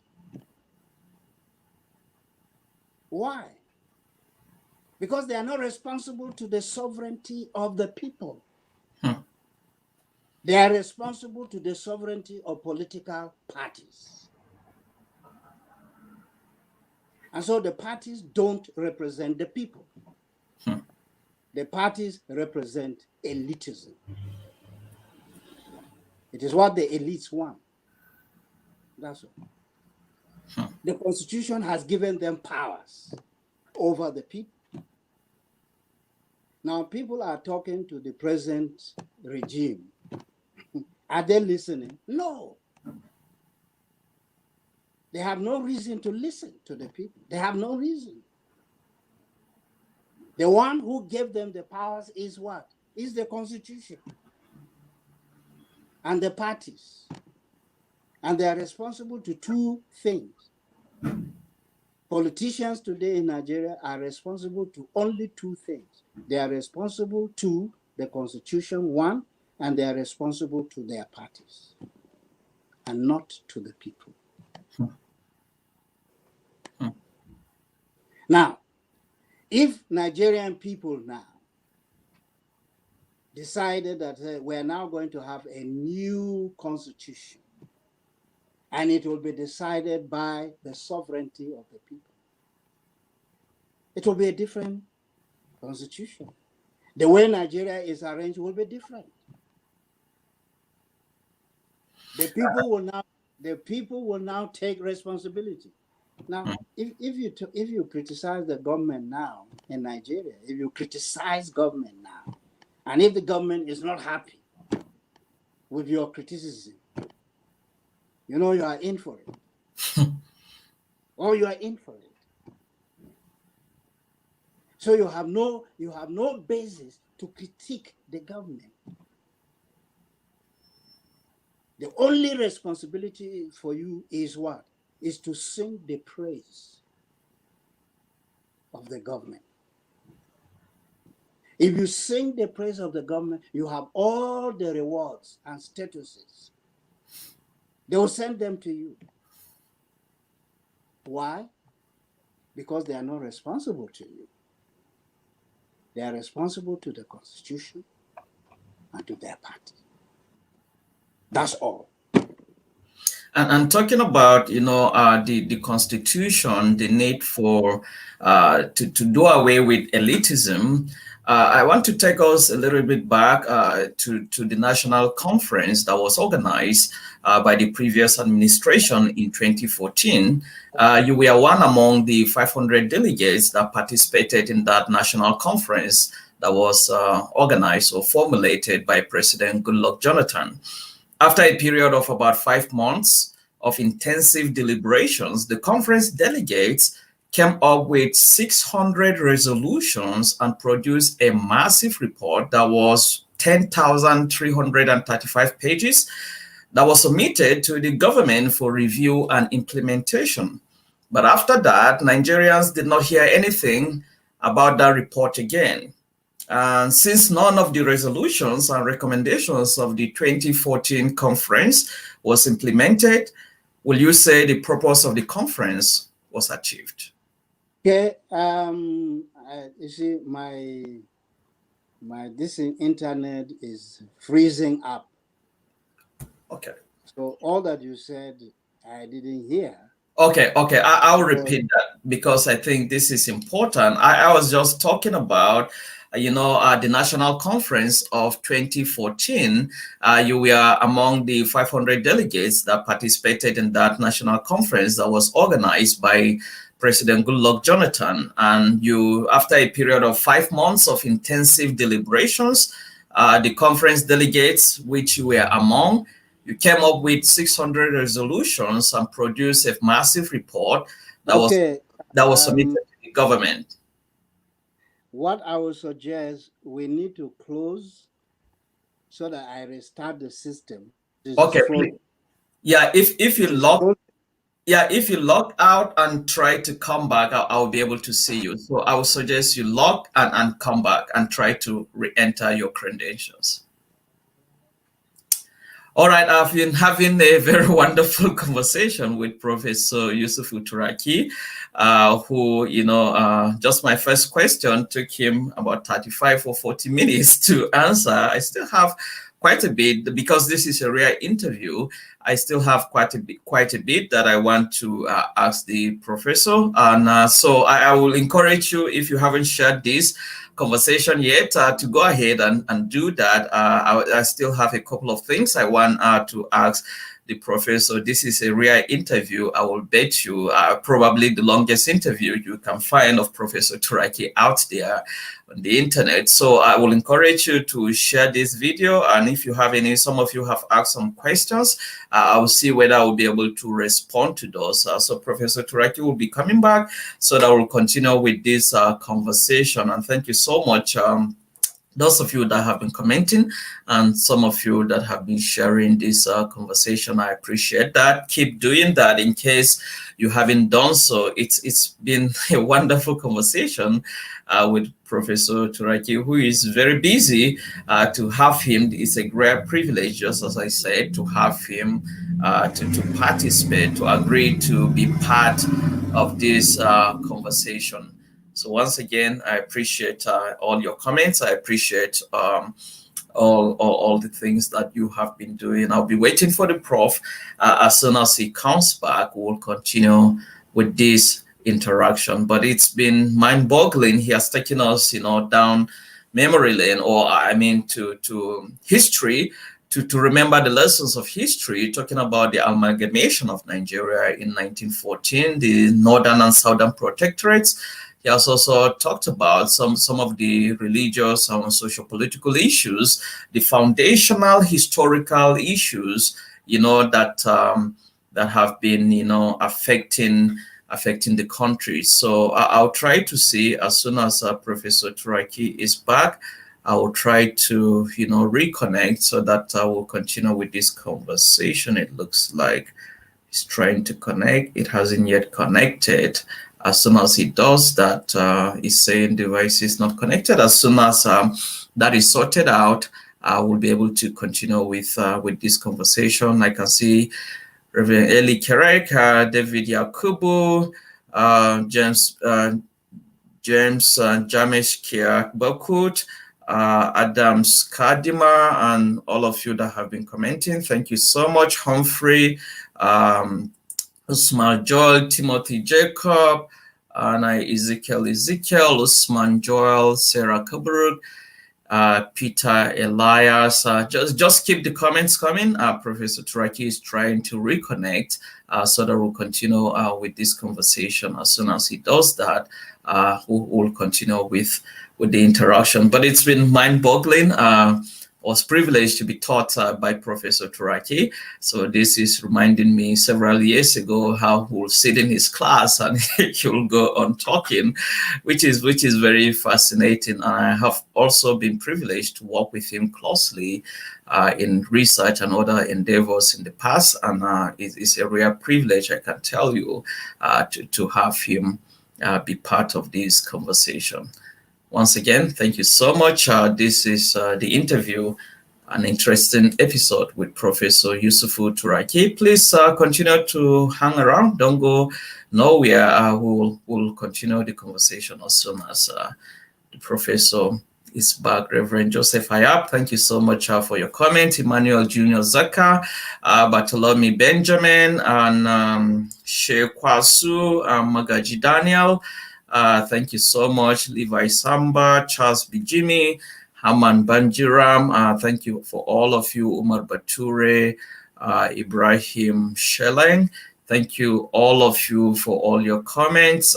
Comrade Elias Marshall, thank you so much. Dixon Bonat, Peter Elias, and all of you, Gabson Kagoro. Thank you, all of you, for all your wonderful comments and wonderful, questions and comments on this interview. As soon as Professor Turaki is back, I don't know whether he'll be able to come back. He really wants to. He's been trying to reconnect. I think he's having some connectivity problems there. So I will still give it a couple of minutes. If he is able to come back, then we'll continue with the conversation. I wish he would be able to come back. I still want to ask him a few questions that I believe will benefit all of us. But once again, thank you so much for your participations.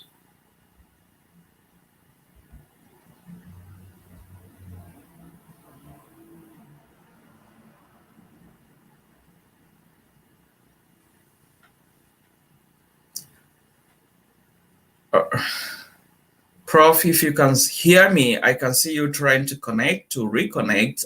It's saying device is not connected. I don't know what that means.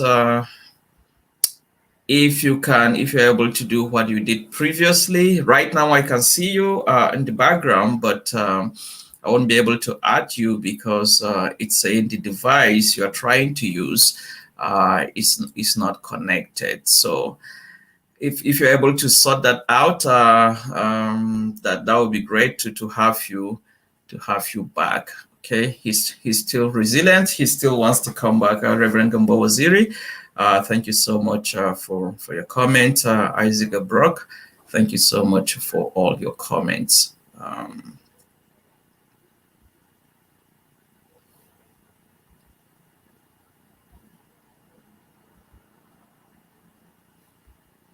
So we'll still give you a couple of minutes, give it a couple of minutes or trials to see whether Professor Turaki will be back.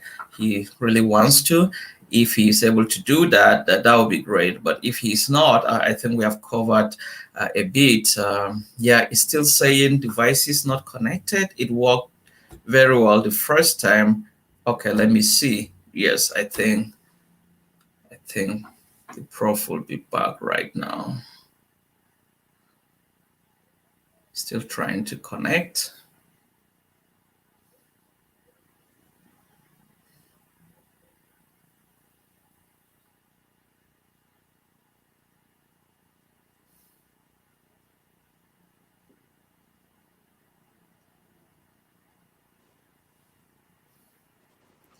Welcome back, sir.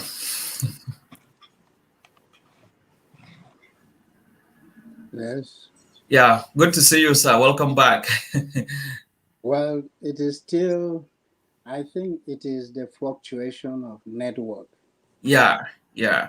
But can you hear me very well now? Can you hear me clearly? Oh, looks like you're still having some connection problem. Yeah. All right. If you can hear me, I did yeah, before we had this problem, I was just asking a question about the conference, the national conference of 2014 that you were a part of. You were one of the delegates representing Southern Kaduna, and you passed wonderful resolutions that were submitted to the then president, the then government of President Goodluck Jonathan. But those after that, Nigerians did not hear anything. So I wanted you to just comment about that. Since I asked the question, since none of the resolutions or recommendations of the 2014 conference were implemented, will you say that the purpose of the conference was achieved? And following that question is one of the recommendations of the conference was the need for rotating the presidency among the 6 geopolitical zones in Nigeria. And do you see any dangers for not doing so? Thank you very much. Yes, I was a member of the 2014 National Conference, which was convened by the then President Goodluck Jonathan. And I represented Kaduna State in that conference. Now, that conference was drawn, people from all walks of life were drawn to be members. And our numbers were about 492 thereabout that constituted the conference. Now, the conference was convened based upon the 2014 amalgamation. The amalgamation said that the North and the South, who were the federating units of Nigeria then, that they are going to experiment this for 100 years. And then after 100 years, if they want to stay together, they stay. If they want to move, they move. Now, so 2014 was the year of 100 years after 1914. What happened was that this fact was not made known to all Nigerians. That's true. I'm just hearing that. Yeah. It was not made known to all Nigerians that we are now sitting to renegotiate our existence as a sovereign nation. But that was what informed, I'm not saying that is the only, that was what informed. Now, I was at the conference. This fact was never raised. But it was when I was reading some of the documents that were prepared and presented to us that I saw that that could have been one of the major reasons why it was convened. The other one was that of the sovereign conference. Some people called for sovereign conference. Now, I have a long report. I wrote my own personal report of the 2014 National Conference. It was very long because I kept documents of everything that we did there. So it was a long listing. But I focused more on what I did, what I saw, what I understood. Okay. Now, what was done in the conference, especially the last day, the resolutions arrived at, the conference divided them into three resolutions. The first resolutions was for the National Assembly, the National Assembly. There were political issues that it is only the National Assembly could address, and that were marked for National Assembly, to be given to National Assembly, so that they can pass political resolutions regarding those resolutions that were taken at the National Conference. They have to be ratified by the National Assembly. The other resolutions, they were for government to implement. Government does not need any resolution to implement them. Government could take them and implement them at will. So nothing was binding on that, and nothing was obstructing implementation of those. That was how they were created. And then the third category was for the general public. Like you and I, there were certain resolutions that I could implement in my own organization, either as an individual or as an organization. I can implement those resolutions, general public. So resolutions were meant for the National Assembly, for government, whether federal or state, and the general public.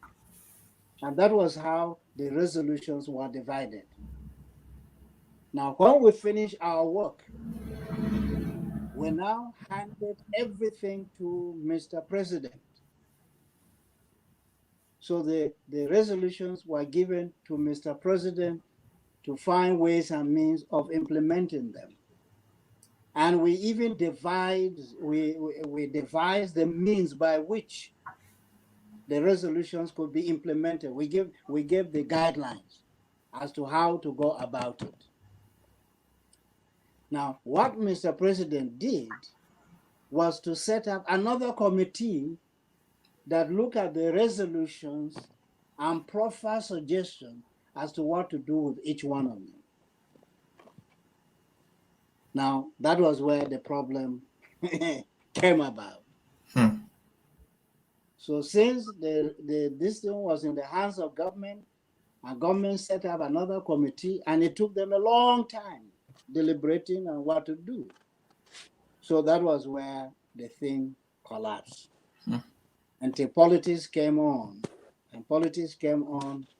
and the resolutions, and then the new administration that came after that said have nothing to do with the 2014 National Conference.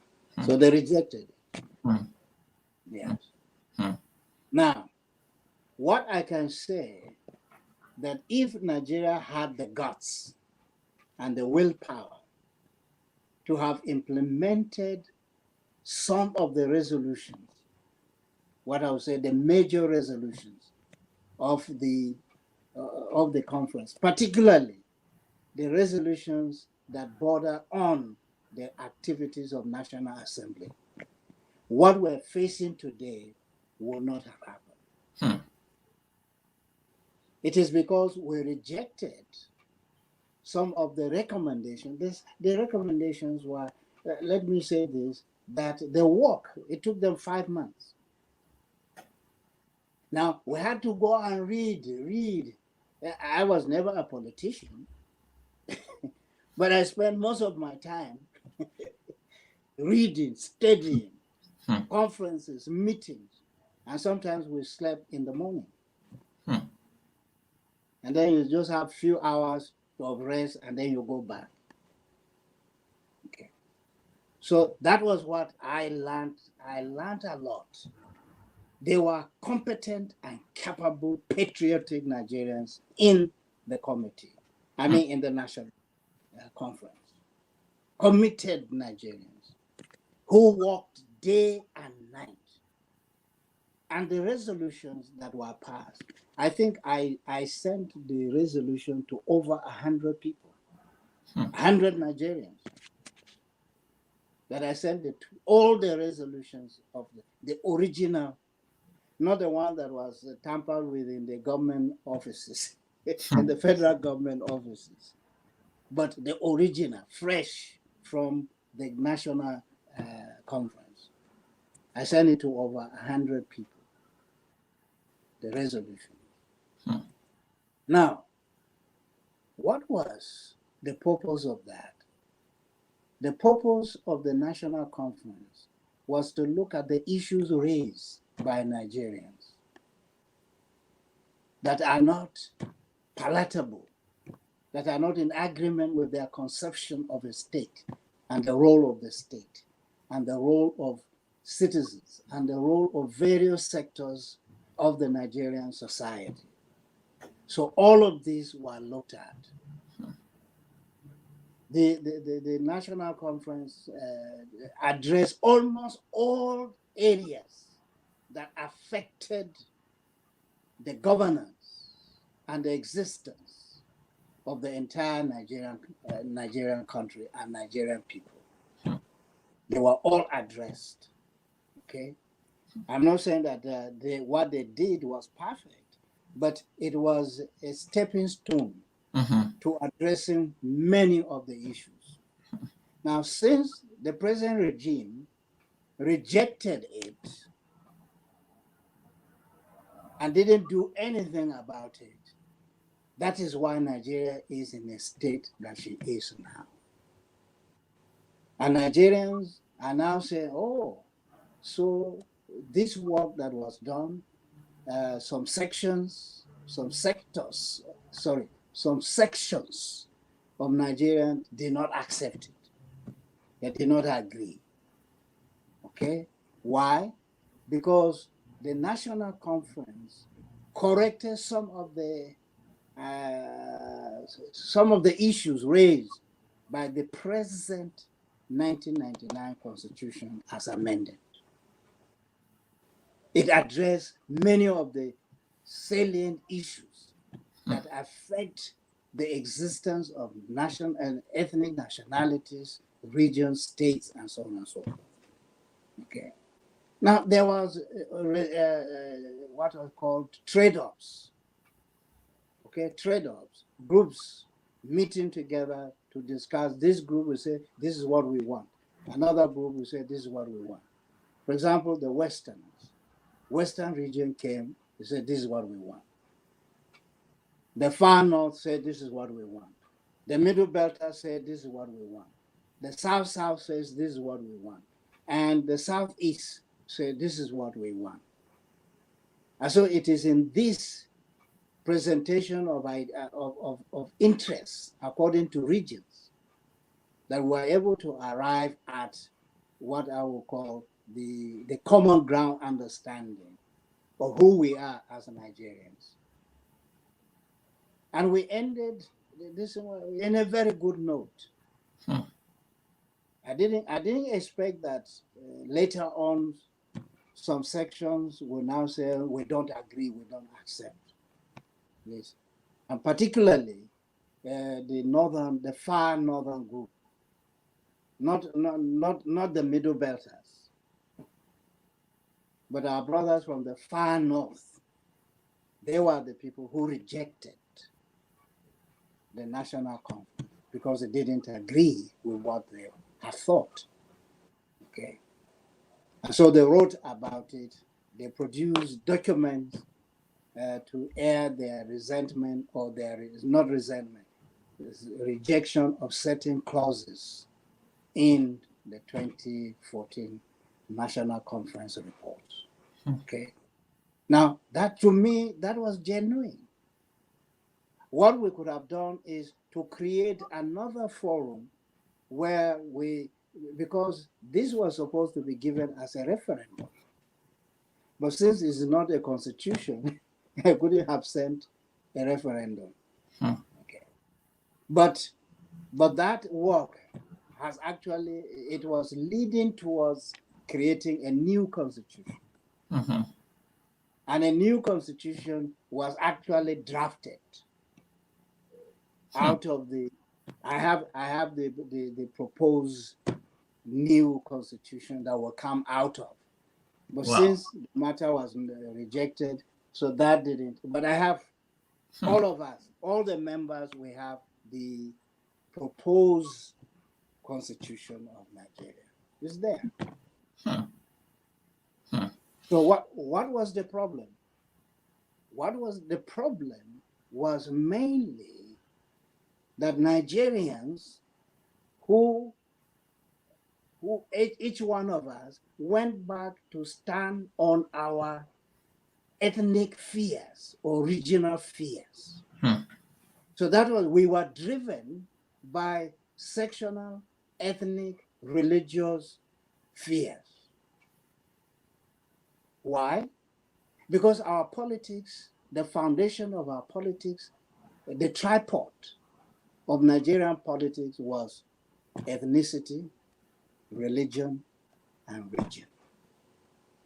Now, these have been ingrained in us as Nigerians. And that is where we are. And that is where our political culture is. So we couldn't move. We couldn't move beyond that. Why? Because the elite, some elite felt that this thing will not augur well with them. They didn't want to lose certain privileges. Because if you are making a constitution for diverse country like Nigeria, there are certain sections that your interests might not be considered in the midst of other interests. So that was what happened to us. And that. Now, when the National Assembly say they want to review the 1999 Constitution, I have already given an example. An old-racketed car. What are you going to fix in an old-racketed car? What are you going to fix? The 1999 Constitution has been battered. How many times are we reviewing it? And no matter how we review it, unless we go back to the question of national sovereignty of the various ethnic groups, which should form the federating units of our nationhood, not the one imposed upon us by the elite politicians and military. These were imposed upon us. No matter how good it is, it has not yet served a fundamental natural rights of the people. That they have the sovereignty, and they are the ones who can now say, we need a constitution that reflects who we are as a people. And we are given the freedom, our historical freedom, to devise a constitution that we all agree with. Now, it will take a lot of work. Okay? How would you solve the self-interest of the various ethnic groups and arrive at a consensus? Now, you can't have a consensus unless you have a forum whereby you sit down and discuss, and there will be trade-offs. You say, well, yes, this is our right, but for the sake of unity, we in this section, we in this religion, we're going to cede our interest, our demand, in order to do what? In order to have everybody on board. Okay? So this is where you trade off your rights. You trade off your self-interest in order to have a brother in or a sister in. But if you say you have to stand by your rights and your interests, then you don't have what we call the common interest of all. You are too, what I would say, instead of being what I will use the word inclusive, instead of being inclusive, you become exclusive. That's true. Okay? Now, some people will say, unless you have this, we will not join. And they stand by it. And the others say, well, if you are going to bring it, we will not. Now, there will be a stalemate. Now, in principle of negotiation, this is where somebody will say, I will trade off my rights in order to have somebody into the group. And so I can trade off my rights. And then the fellow who is coming in knows very well that I have traded off my rights. So that he will now respect you, that it is for his own sake that you have given up this right. And in his own way too, he will say, okay, you did this for me, now I have to do something for you.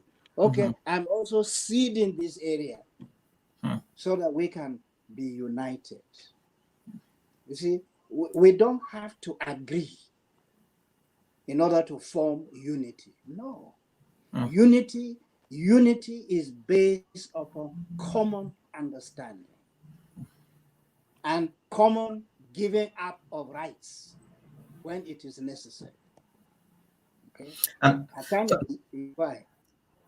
talking about unity, in a recent interview, you said that anyone who understands the chains bounding Nigeria will support disintegration. Some people may say you need to be more optimistic rather than pessimistic in your quest for a better Nigeria. I'm just wondering, how will you respond to that? Well, the political scientists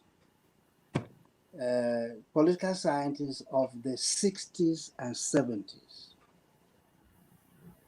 they came up with the policies that we call national integration. What was their assumption? Their assumption was that you can bring people of different backgrounds, different religions, different cultures, different level of civilization, and bring them into a united front or one geopolitical entity. And then how do you integrate them? And then these political scientists have aligned how you can integrate people who come from different backgrounds. Now, they did that. The political scientists did that. And that was what led to the development of what we call dialogue. The World Council of Churches took up dialogue very seriously. And they organized conferences, seminars, research on the issue of dialogue. That if you have two people who will now sit down to discuss their differences, their commonalities, they will be able to arrive at an agreement. They'll be able to evolve peace or unity or peaceful coexistence. Now, the World Council of Churches did that. and it ran out of gas. They did not succeed. Okay. What they were aiming at, they did not succeed because it was just what? A dialogue between two different religions, two different cultures. And they hope that by discussing their differences and their areas of commonality, they'll be able to forge unity and understanding. It didn't work. In the end, it didn't work. So the UN, United Nations, took over dialogue. And as they were doing dialogue, and the dialogue did not work well, so they now develop, dialogue is this is a bilateral relations or bilateral discussions. Now they move from bilateralism to multilateralism. That no, you don't need two people only. You need a conference of different people so that when they dialogue in a multi-setting, multi-backgrounds, they hope we will be able to arrive at a common ground of understanding, common ground of policies. And they were doing that. That's the United Nations. So they took what the World Council of Churches attempted and they gave up along the way. They couldn't continue because dialogue didn't yield anything. Okay, so the United Nations took and started with bilateralism, and then they moved to multilateralism. And that if you have many people sitting from different backgrounds, they will arrive at a solution. Now, while the United Nations was in the midst of these they have moved from bi, they are now in multi. Then 9/11 struck. I'm sure we know what we mean by 9/11. Osama bin Laden's bombing of the World Trade Center in New York, and then the crash at the Pentagon, American Pentagon. Now, that was the end. That was the end of dialogue in the world. The 9/11 brought an end to dialogue, to bilateralism, and to multilateralism. What was it? What is it that the world powers are doing now? The world powers are not sitting and discussing dialogue, unity, understanding. No. The world powers are only now in round table discussing what? Warfare. That's what's going on in the world now. Warfare. When they meet, they are discussing what? They are discussing war, not peace. World powers, they are no longer sitting to discuss peace. They are discussing warfare. That's since after 9/11 to the present. The entire world is discussing warfare. Okay? Look at what has gone on in Syria. The war becomes intractable. Okay? What went on in Iraq? What is going on in Yemen? Okay? World powers. What are they discussing? Warfare. See what is going on in Libya now. What is happening? World powers are fighting each other. In Libya, you have Americans on one side, you have Turkey and Russia on another side, and so on and so forth. What are they discussing? How to arm who? How to arm the different factions of Libya? How to arm the different factions of Syria? How to arm the different factions of Iraq? How to arm the different factions of Yemen? That's what the war is discussing. So this issue of national integration in Nigeria tried it. It didn't work. The military assumed, or they took up this national integration, at its face value and apply it, but it didn't work. For example, they created states in northern Nigeria.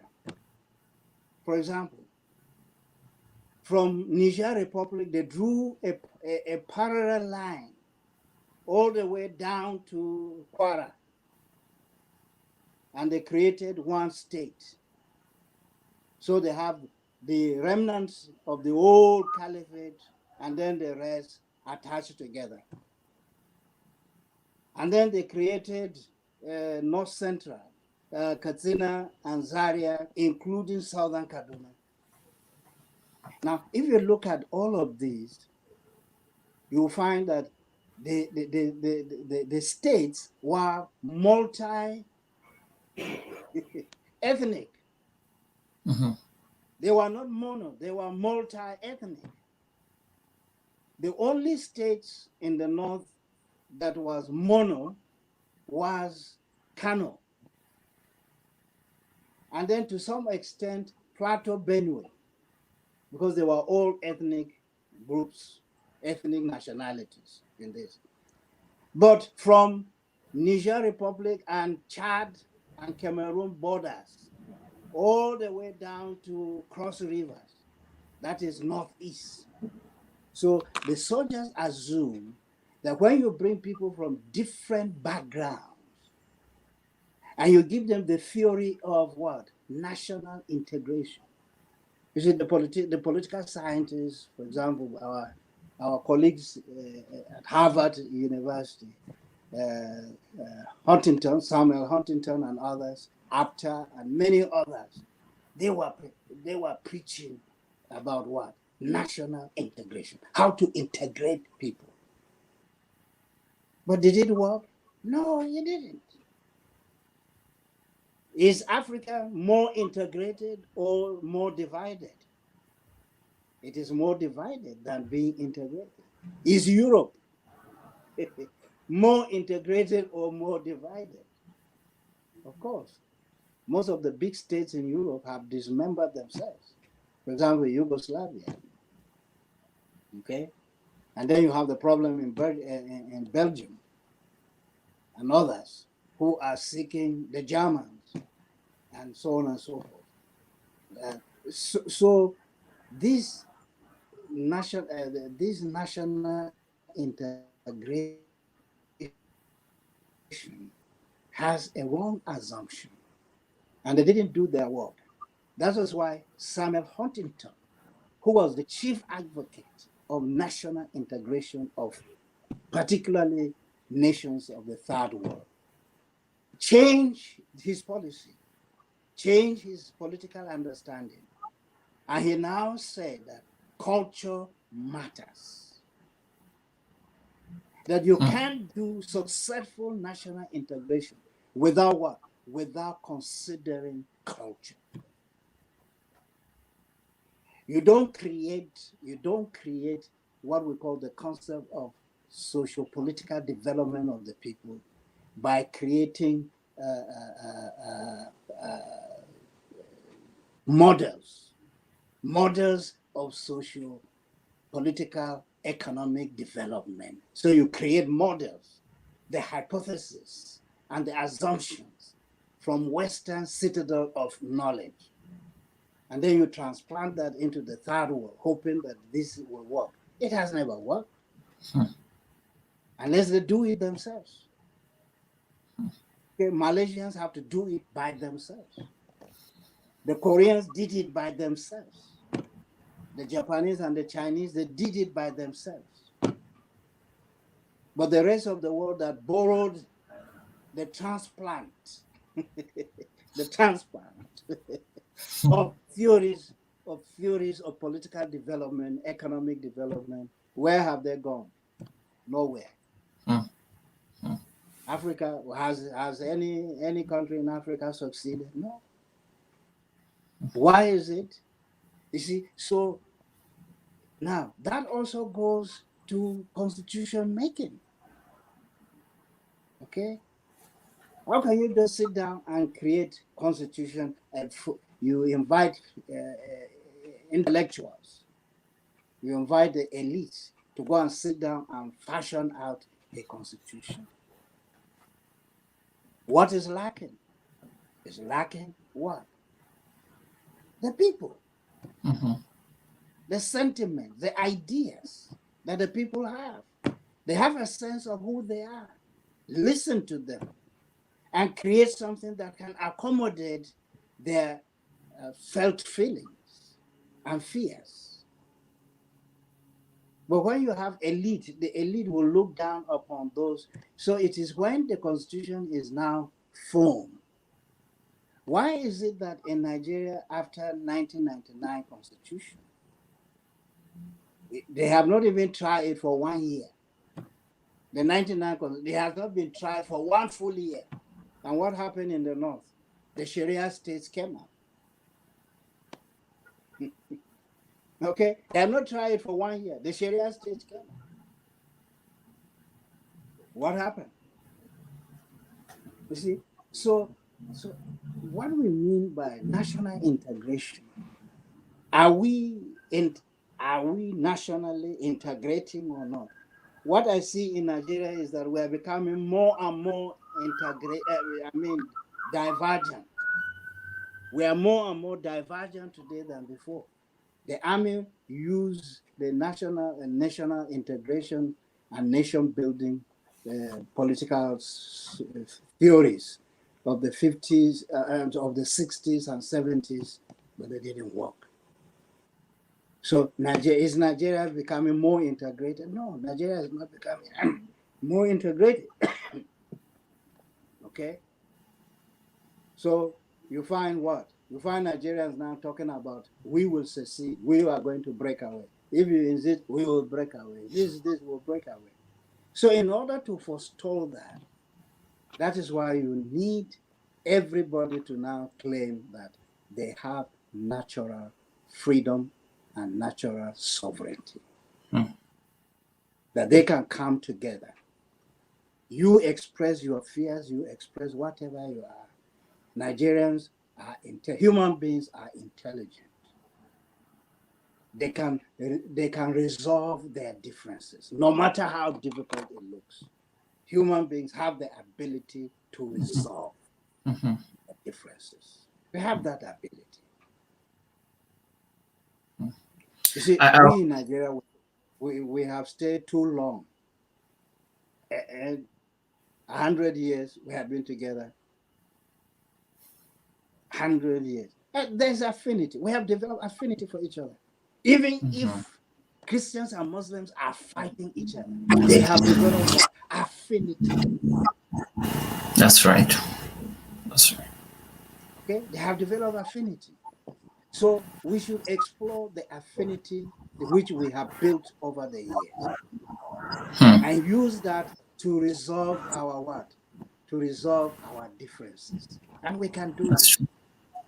I don't have to be like you. You don't have to be like me. I don't have to embrace your religion. You don't have to embrace my religion. So we now sit down and say, how do I handle? Now, for example, now when Christians and Muslims in Nigeria are fighting each other, they do so because they're ignorant of what religion is. They're ignorant of the value and the impact of religion over their life. For example, I am a Christian. I'm not a Muslim. You see, but because my brother or my sister who is a Muslim and they practice Islam in Nigeria as a religion is also my religion. Because my people are of that faith. And their faith is also my faith at the religious level. Now, that was what it was when we were growing up as young kids in northern Nigeria. For example, we went to secondary school. Who are my friends?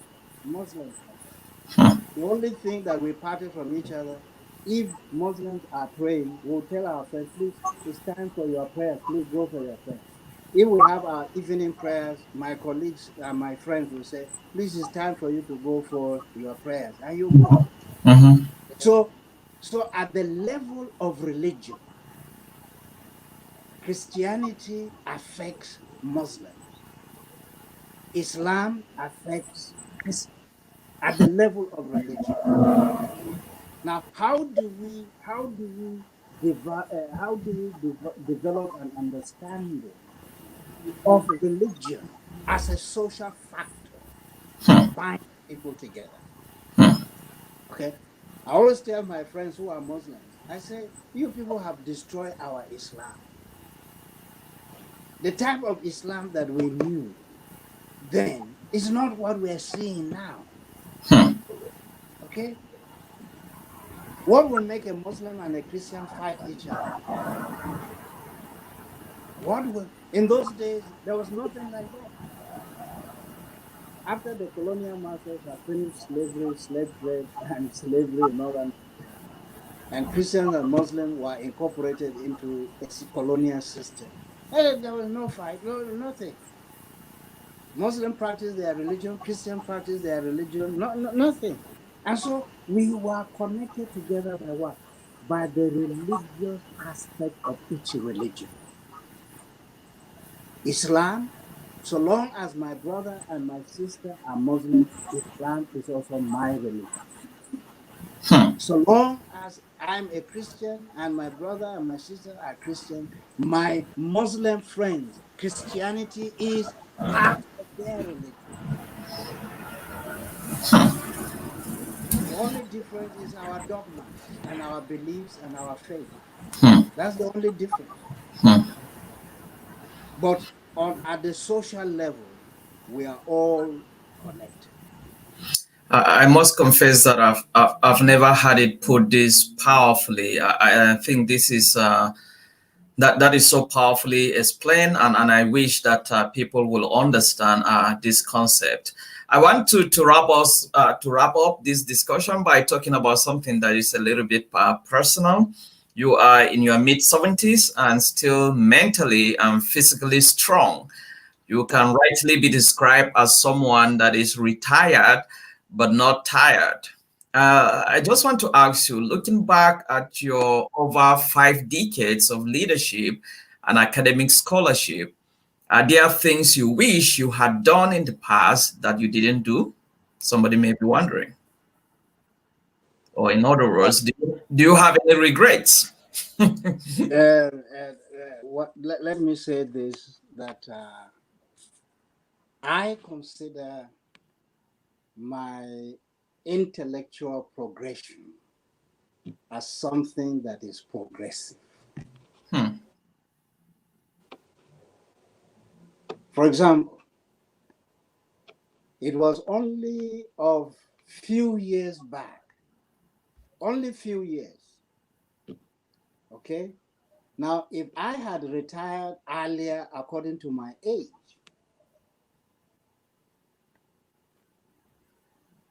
I would say that I would have been cut off academically, scholarly.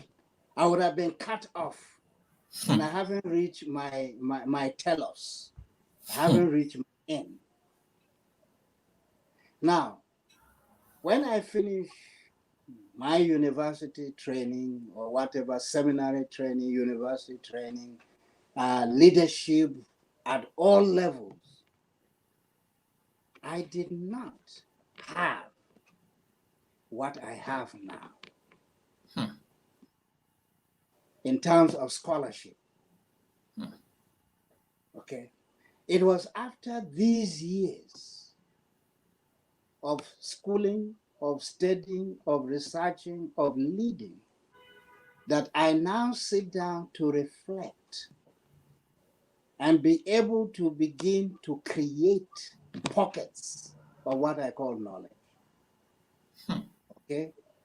Now, I have developed models of research, which I never did when I was in schools. I invented them after I have finished everything. Now, I have invented models, academic models, intellectual models of addressing all kinds of issues in human society, whether theologically, or whether ethically, morally, and otherwise. Now, I developed them after. Okay? So it is from this that I say, I think Westerners, Western institutions are wiser in the sense that when you reach a retirement age in the West, they don't throw you away to go and sit down at home. That's true.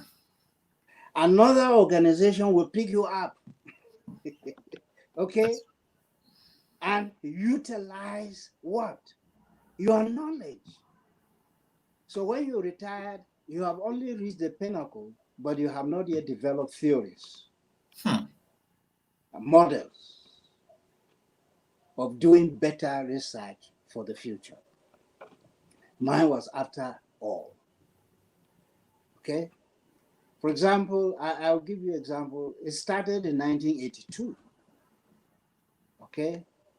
How do you address diversities of values, the confusion of human society? How do you address that? So what I did was I developed a research model. I call it a theory of social system. At that time, I didn't have the full name, but I developed a theory of social system. Now, if you are attending my classes, you would have come across that. Okay? Absolutely. Yeah. Okay, that was developed in 1982 after I finished my doctoral studies. I didn't have it, but I was thrust in the seminary. How does a seminary student do a research? He's a theologian. How does he do a research that a sociologist, a political scientist, an economist will see, yes, that you have done it well? How do you do that? Okay, so I developed that model. So that model is being used all over the world. The other aspect, again, is the issue of African traditional religion. So what is it? I went through all my studies. The way I see Africa, ATR is a different thing. But when I said ATR, my people, my scholars in Africa have never developed a systematic theology of ATR. They have never.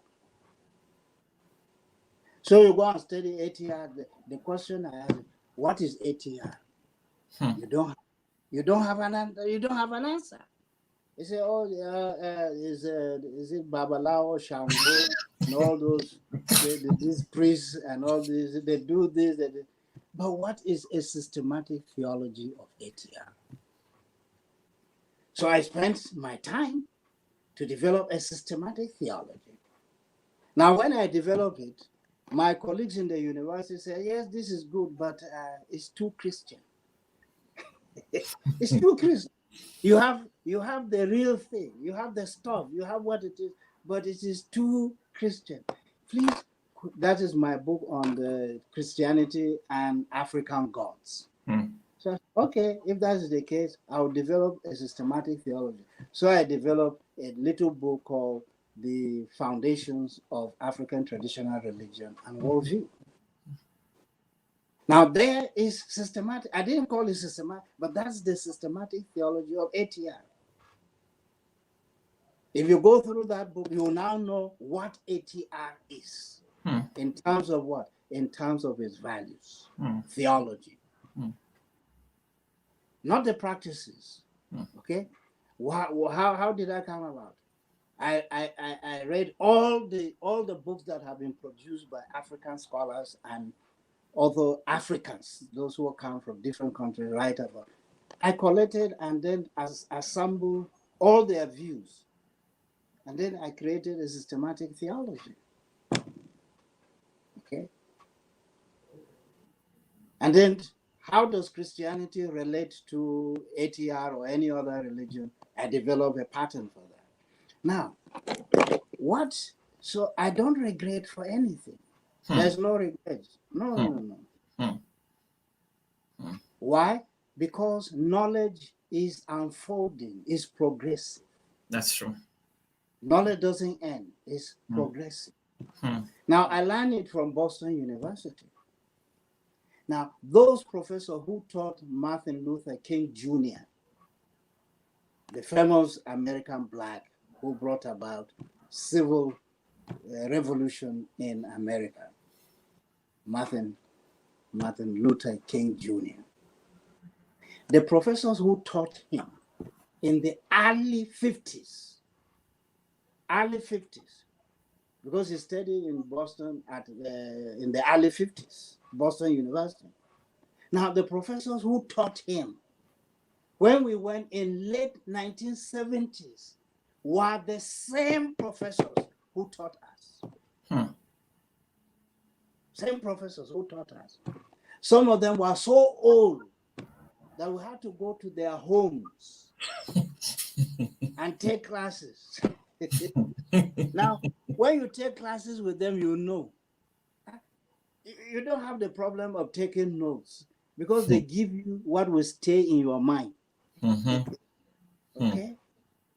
Now, that period was the greatest period of my learning in my life.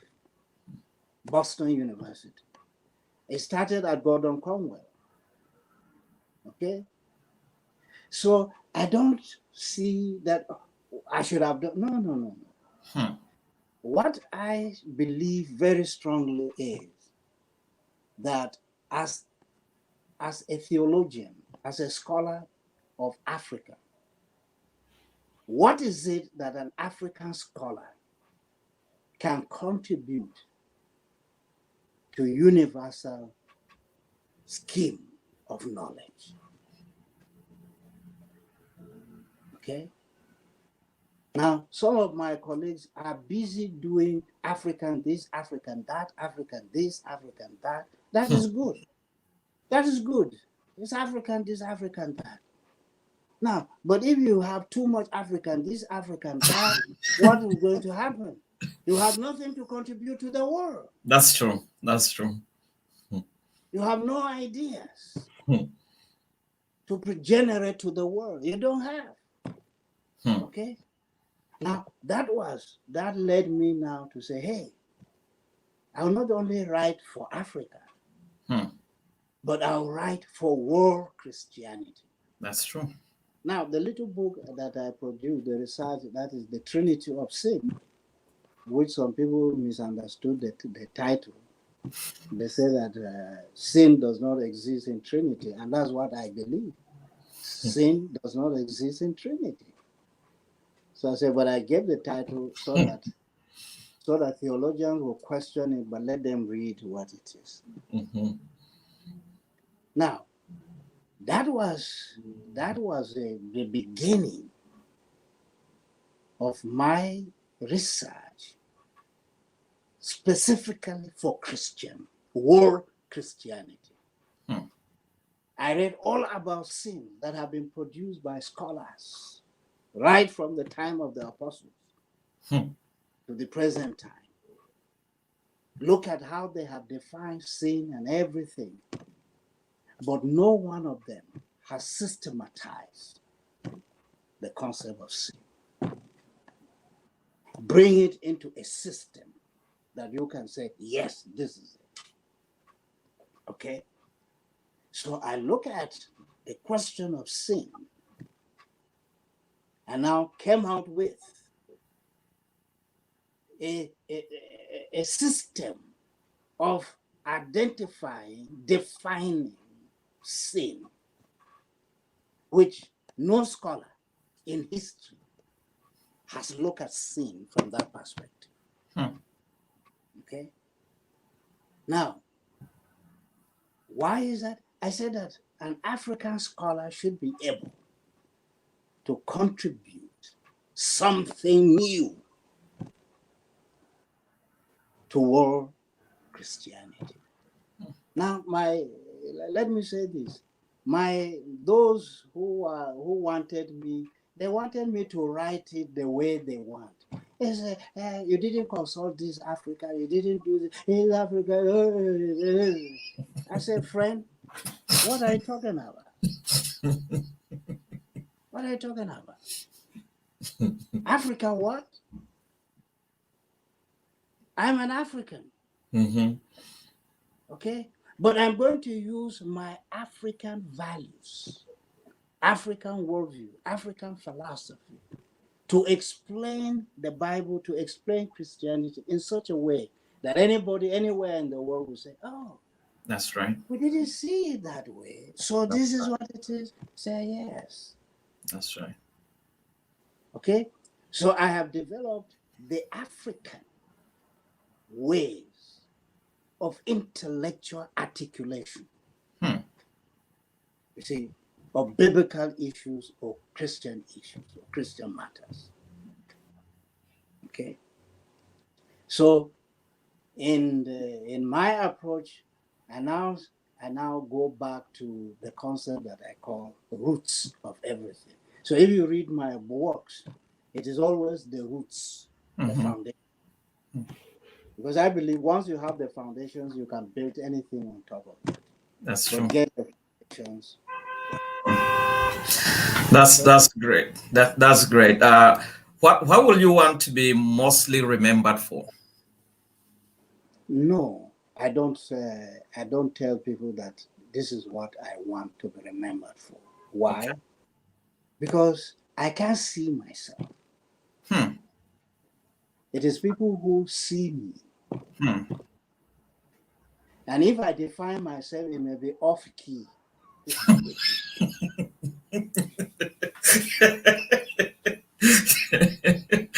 You know, you see, I'll define myself based on self-interest. Why? In order to repair my personality before people, I say, this is who I am. I don't know who I am. It is people who see me who can tell me this is who you are. Okay? But one thing I know in my life is that if I am committed to something, I am committed. If I have faith in something, I have faith in it. Okay? So faith, commitment. Okay? Now, I read a lot. I read a lot. But in reading is that I ponder, I meditate on issues. And I reflect on issues. There's no scholar that I will read him and allow him to go free. I'm going to take his ideas and transform his ideas into something new. Okay? For example, you see, as a theologian, we know we have this the attributes of God. God is this, God is that, God is this, God is loving, God is kind, God is true, God is wise, and so on and so forth. Then I said, yes, as theologians, that's what it is. But is that all? Is that all? Now, having a background in ethics, then I said, what is the meaning of holiness? Holiness is what? Is it to teach people and say, God is holy? And so what? God is holy, God is righteous, and so what? Now, I went through the Bible and I discovered that all the attributes of God become what I call universal moral laws. The holiness of God is a law. And that every human being who lives on earth must be holy. It's a law. It's not just an attribute of God, but his attribute exudes his holiness, which is a law. And I must be holy as he is holy, because it's a law. Now, any human being who does not live a holy life suffers the consequences of lack of living a holy life. But look at it. Those who are holy, as God is holy, they live a better life than those who are not holy. Okay? And they suffer consequences of that. So what I did is to take the attributes of God and turn them upside down so that they become what? Laws. Moral laws. Okay? So that is what I am doing. Now, I take pleasure in doing that because I'm chewing out things that theologians all over the world, theologians, they have been doing it, but they have not seen it the way I see it. And the reason, as which I have already stated, is because I'm an African. I have a different worldview. Okay? So I'm going to interpret the Bible not in a way that it will become syncretistic. No. But I'm defining it within the African worldview. What the essence of it is in the Bible. I bring the essence of it in African worldview. Okay? Just as a Western or Western theologians, they have interpreted the Bible based on their background. Okay? So, so the European never writes the book and say European concept of marriage, British or Indian concept of sacrifice. Okay. Now I know the background to this in Africa. You see what slave trade and colonialism have done to the African. It has destroyed his personality. It has destroyed his religion. It has destroyed his culture, and it has destroyed his social system. Now, when the slaves who found out that Western racism destroys them, they now felt, hey, they practice this because we are blacks. Okay. So what is our blackness? Do we also look down on our blackness and say, no, okay. So the rise of negritude, okay, which was popularized by Lagos Senegal, Senghor of Senegal, negritude, but which started with Marcus Garvey, Marcus Garvey in the Caribbean, and then he decided to leave the Caribbean and came back Achimota in Ghana and set up the Achimota prestigious school. So he led the concept of negritude. Black is beautiful, which the pathfinders, Karl developed, and then Malcolm X. You know.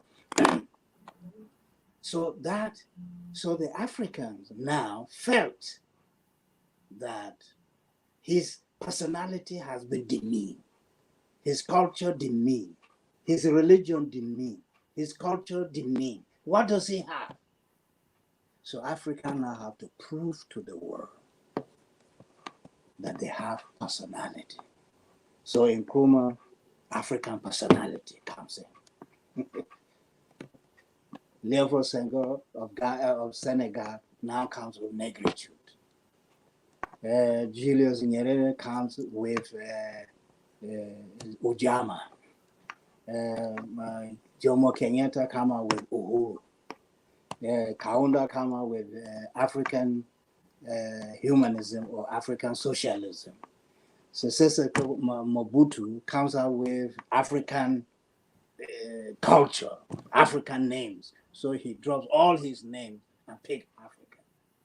Now, that you find in the literary world, Africans who write literature, they came out from that background. emancipatory concept that Africans are something.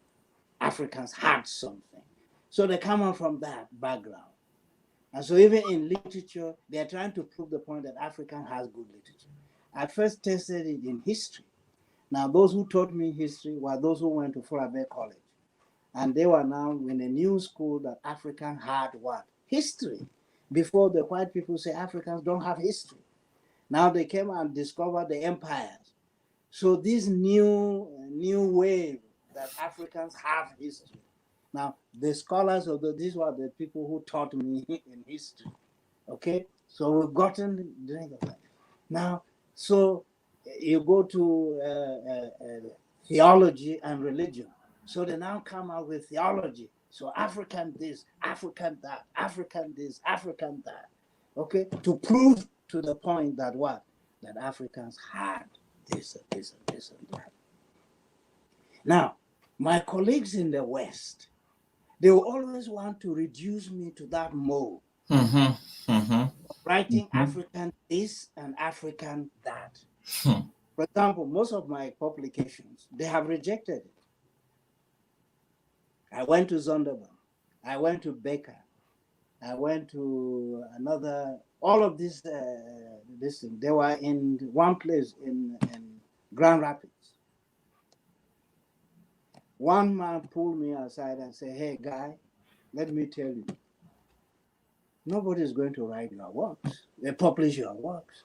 Why don't you go back to Africa, have somebody to print it, and then you bring what you have printed to me, to us, and then we may consider that." One missionary will always say, Africans don't write, the Africans don't do their African. So one day, I have written a big history book on SIM. So I took it and said, okay, publish it. And then I reminded and said, hey, you are the people who say that Africans don't write. Now Africans have started writing. Why don't you publish it? Okay? So they don't consider you as a scholar enough. Okay, they don't consider you as a scholar enough for them to write a work. My colleague, Professor Victor Cole, faced the same thing. I said, Victor, you and I, you see, you are coming from a different angle. Your views are sharp. And I tell you, they won't publish your works. Okay? They won't publish your works. And that's what happened. He has to move outside of Europe or America to have his book published in India. Okay? A fantastic book. Okay? For example, I have books that were never, you see, the Trinity of Sin, they refuse to publish it. They say I have to do A, B, C, D, D. I say I'm not. I say I'm not changing anything. This is who I am, this is this. So after many years, the same people came back and published it. I had this one, another manuscript, which I gave them over 10 years. These guys refused to publish it. Okay? And then finally, last year, they published it. The same people. Okay? You send it to their distant, and then they'll tell you, he's not African enough. Yeah. So that has been my accusation. He's not African enough. He's not writing for Africans. So, are we saying that Africans are simpletons? They can't understand some concepts? Or what is it? Or an African cannot produce a theological theory that nobody in history, Christian history, has produced that. Okay? And I can say I have produced many. many theological theories that I have developed that nobody in history has ever produced that. Okay? And I don't have to stand on the shoulders of some people and you have to do research for this. For example, my colleagues, they always accuse me, but you didn't quote us and here. I say, quote you for what? Why should I quote you? When you have inferior ideas, why should I quote you?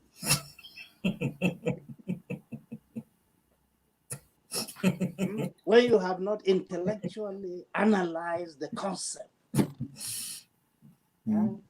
And I don't know whether you just go and read books and you get this man's idea, you get one and pass them together and come with therefore, that's the conclusion. So how would I call it? You have not produced anything new. No innovation, no creativity. And what I strongly believe that theologians have to be creative and inventive. Okay. If you are not creative, then you are not a good theologian, or you are not a theologian enough. This is what I should say. You are not a theologian enough. Okay. And theology gives you the opportunity to be very, very creative and inventive,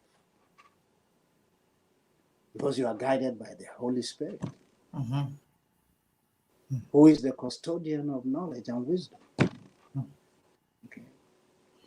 I want to ask you the last question, which is what is your advice to young Nigerians, young people like me?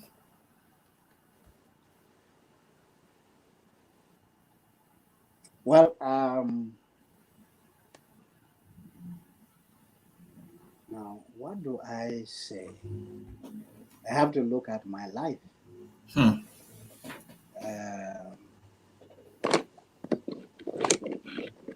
I think young Africans or young Nigerians,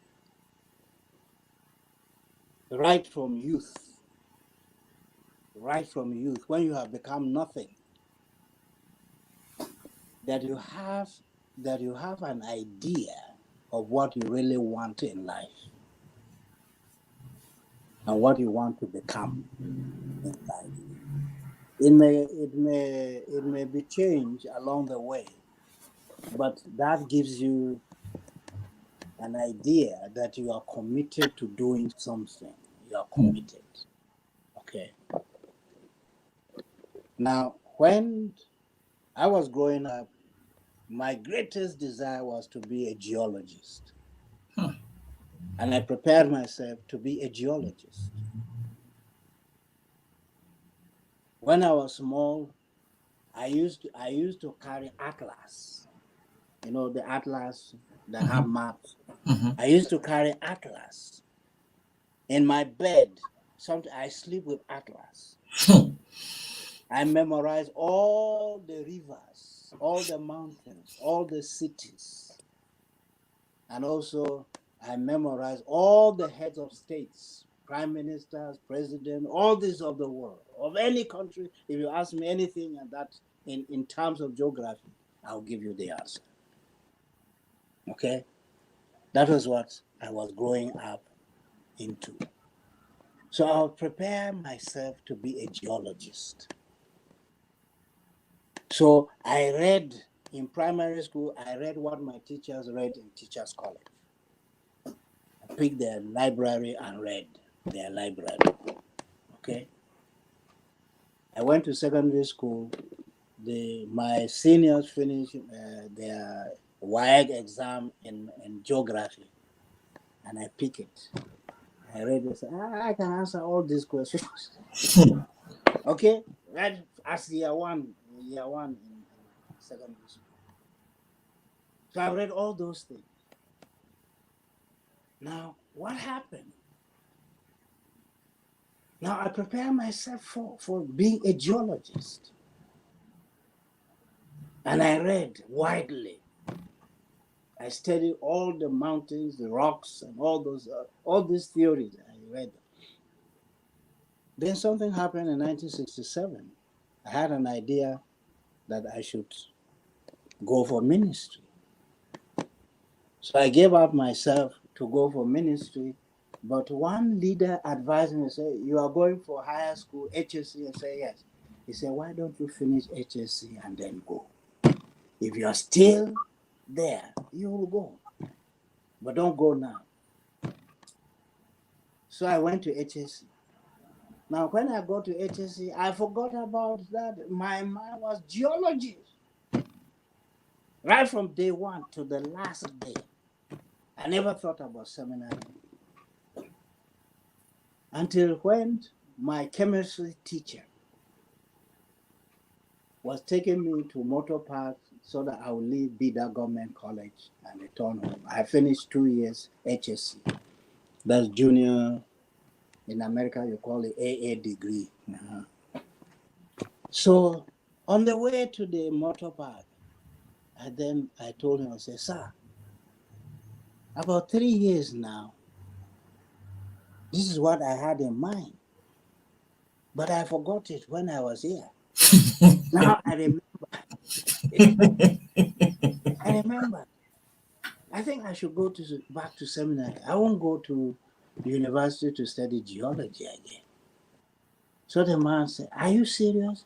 I said, yes, I'm serious. So he said, okay, let's go back. So he took me back to his home in Bida Government College. And why did he take me back? He took me back to go and collect all his library and give it to me. The library which he developed from his seminary, theological training. So he collected that and gave it to me. He said, if you are going to seminary, have it. These are the books you will need in seminary. Okay? So before I went to seminary, I read all the books that he gave me. Before I go to seminary. So now my mind is now fixed on theology. Okay? So I went to seminary. Seminary, they just give you petty courses, and they are not thought-provoking. They don't make you think. They don't, because in HSC, the value of HSC is that you are taught how to think critically and to ask questions of any kind. So I went to seminary with that mentality, and I discovered that, hey, this place you don't ask questions.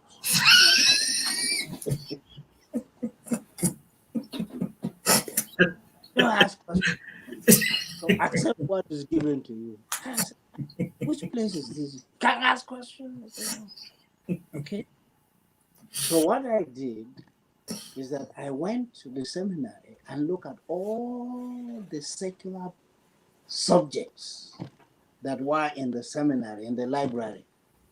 So that was what I spent my days in the seminary, reading secular books, history, geography, anthropology, and sociology, and all those things. That was what I was studying in the seminary.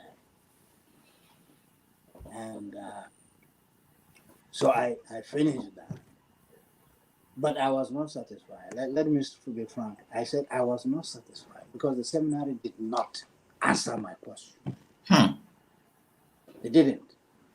I had 3 major questions that seminary did not answer. However, I went overseas. I went to Gordon Conwell to study. Then my advisor, we were many. So each one, he asked the question, why are you here in the seminary? Why did you come to Gordon Conwell? So I presented the 3 questions. Why I came, and he said, you are in the wrong place.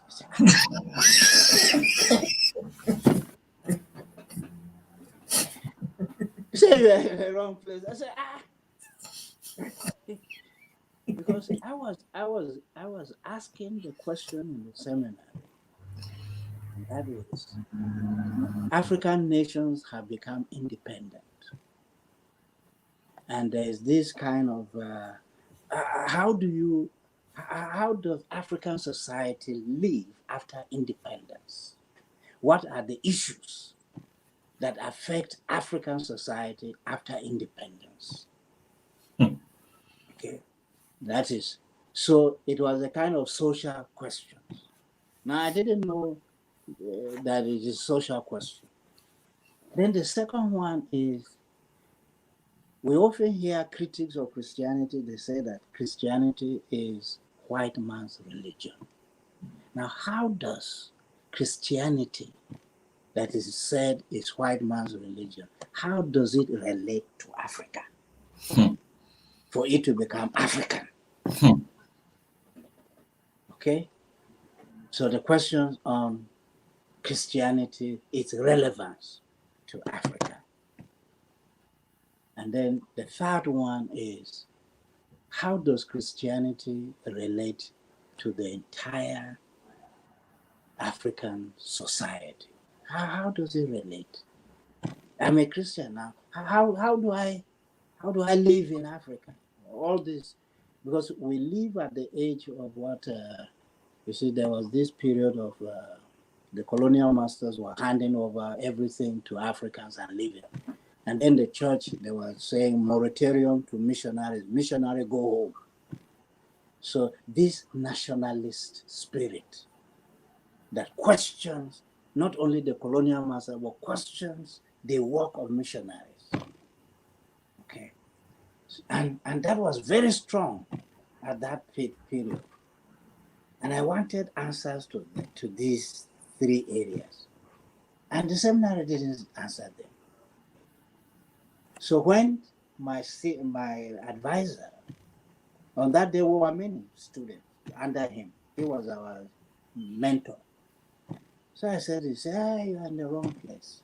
I used to go to Congo and say, I refused to go to other schools like Dallas Seminary. I refused to go because Dallas and my school at Egbaja, the same thing. Most of the teachers who taught me at seminary were Dallas graduates. So I don't want those people.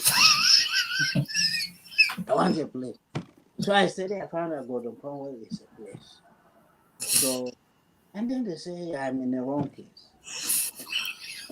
He said, yes. What you really want to study, what you are aiming at, is what we call social ethics. See? I've never heard of social ethics. Say social ethics. I said Gordon Conwell has just approved a program on social ethics last year. And the professor who is to teach social ethics has just gone for sabbatical. So, and here, Gordon Conwell, they won't help you. You're in the wrong place. But I will advise you, you take theology courses at Gordon Conwell and take all the ethics courses, social ethics, whatever it is, at BTI, Boston Theological Institute, Harvard, Boston College, and Andover Newton, and other schools, about 8 of them. So I was registered in all these schools. Take one course here, take that one, take that one, take that one, so that I make out with what the ethics and the social ethics. So that was how. Now the guy said, but you came from seminary, you don't have research background. So I'll make you to take 6 independent courses, so as to make up with your lack of research at the seminary. So that is what he advised me. So, but the school allowed only for 3. But he went and pleaded with the council, and they allowed me to take 6 independent courses. Now, that was what was the turning point in my academic career. That was the turning point. I met one professor in New Testament. I finally told him, I said, if I had met you first in this school, you would have made me a New Testament professor, but you came too late.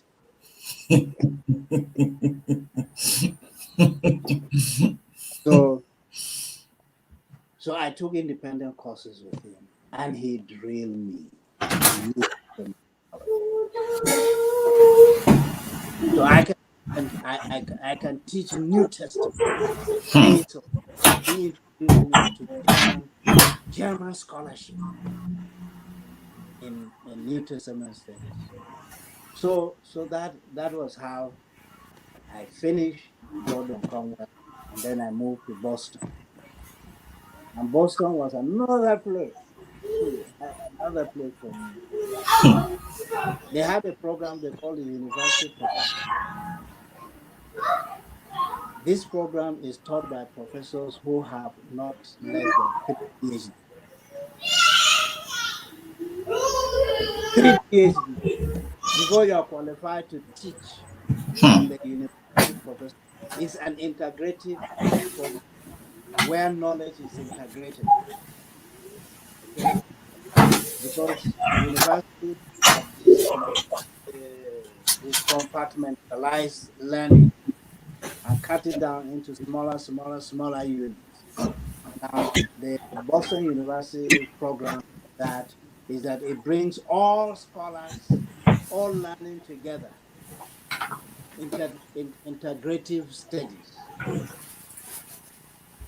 So that was the thing that actually changed my destiny. So I had to study political science,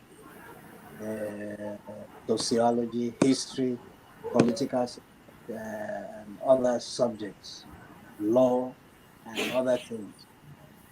So that program allows you to take all kinds of courses, interdisciplinary. It's a program. So that was what we went through. So that was the I can say the preparation. Now, what was all this? What was it?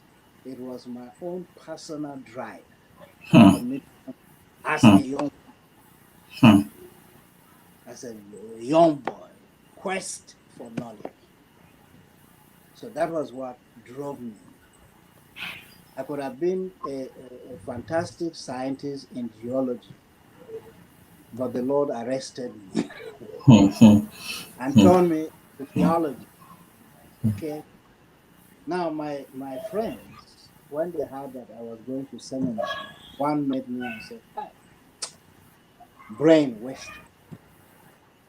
That the brain that I'm going to seminary, I'm going to waste my brain.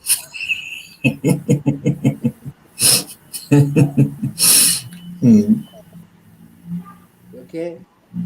So now, so in all of this, because of what I said, the inner quest for knowledge, that was the thing that drove me into anything that I was doing. That drive. And I have to excel in anything that I lay my hand to do. I have to excel. That was driving force in my life. Now, so how do I advise somebody? I can't. What to tell fellow is that, well, do you have commitment? Are you committed to? Do you have faith in something? And then you are committed in that thing for excellence, that you must excel in whatever you're doing. Okay. So that was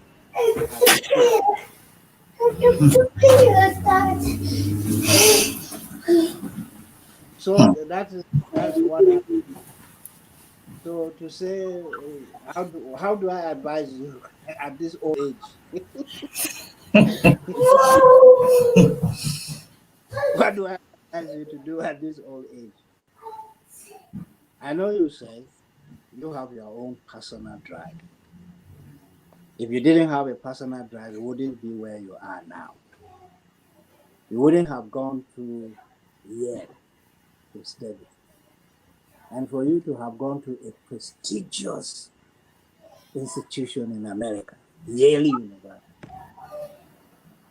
these top Ivy League institutions. Harvard, Yale, Brown, Stanford, what is the other? And then the other one, Stanford in the West, California. They were the top universities in America. So this is what the Lord has led you into, and you have your drives. Okay? As a young man, you have drive. Now, don't kill it. That's what I would say. Don't kill your drive. Hmm. Hmm. Don't kill it. Always flame it. As Paul would say, flame your gifts.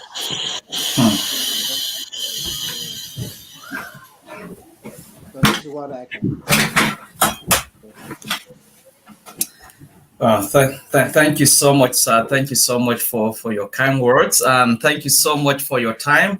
It's been a very wonderful time. This is the longest interview I've had. I remember we had this conversation between us before going live that this may end up being lengthy, and it was unsurprisingly knowing who you are. But I want to take this time to really thank you so much for your time and for all the wonderful knowledge that you have shared with us from your wealth of experience. We pray that the Lord will continue to renew your strength and continue to preserve you for us. As always, thank you so much. I pray that you enjoy the rest of your day and have a good night. Thank you. Thank you. Now these are, if it is allowed, let's talk. I'm interested in this kind of program.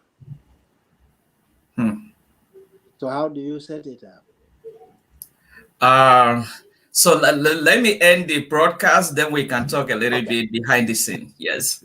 Thank you. For all of you that contributed today, thank you so much for your contribution. It was a long interview, but thank you for following. Until I come your way next time with another person for interview, look out for flyers for Saturday and Sunday. Take care of yourselves, and bye-bye for now.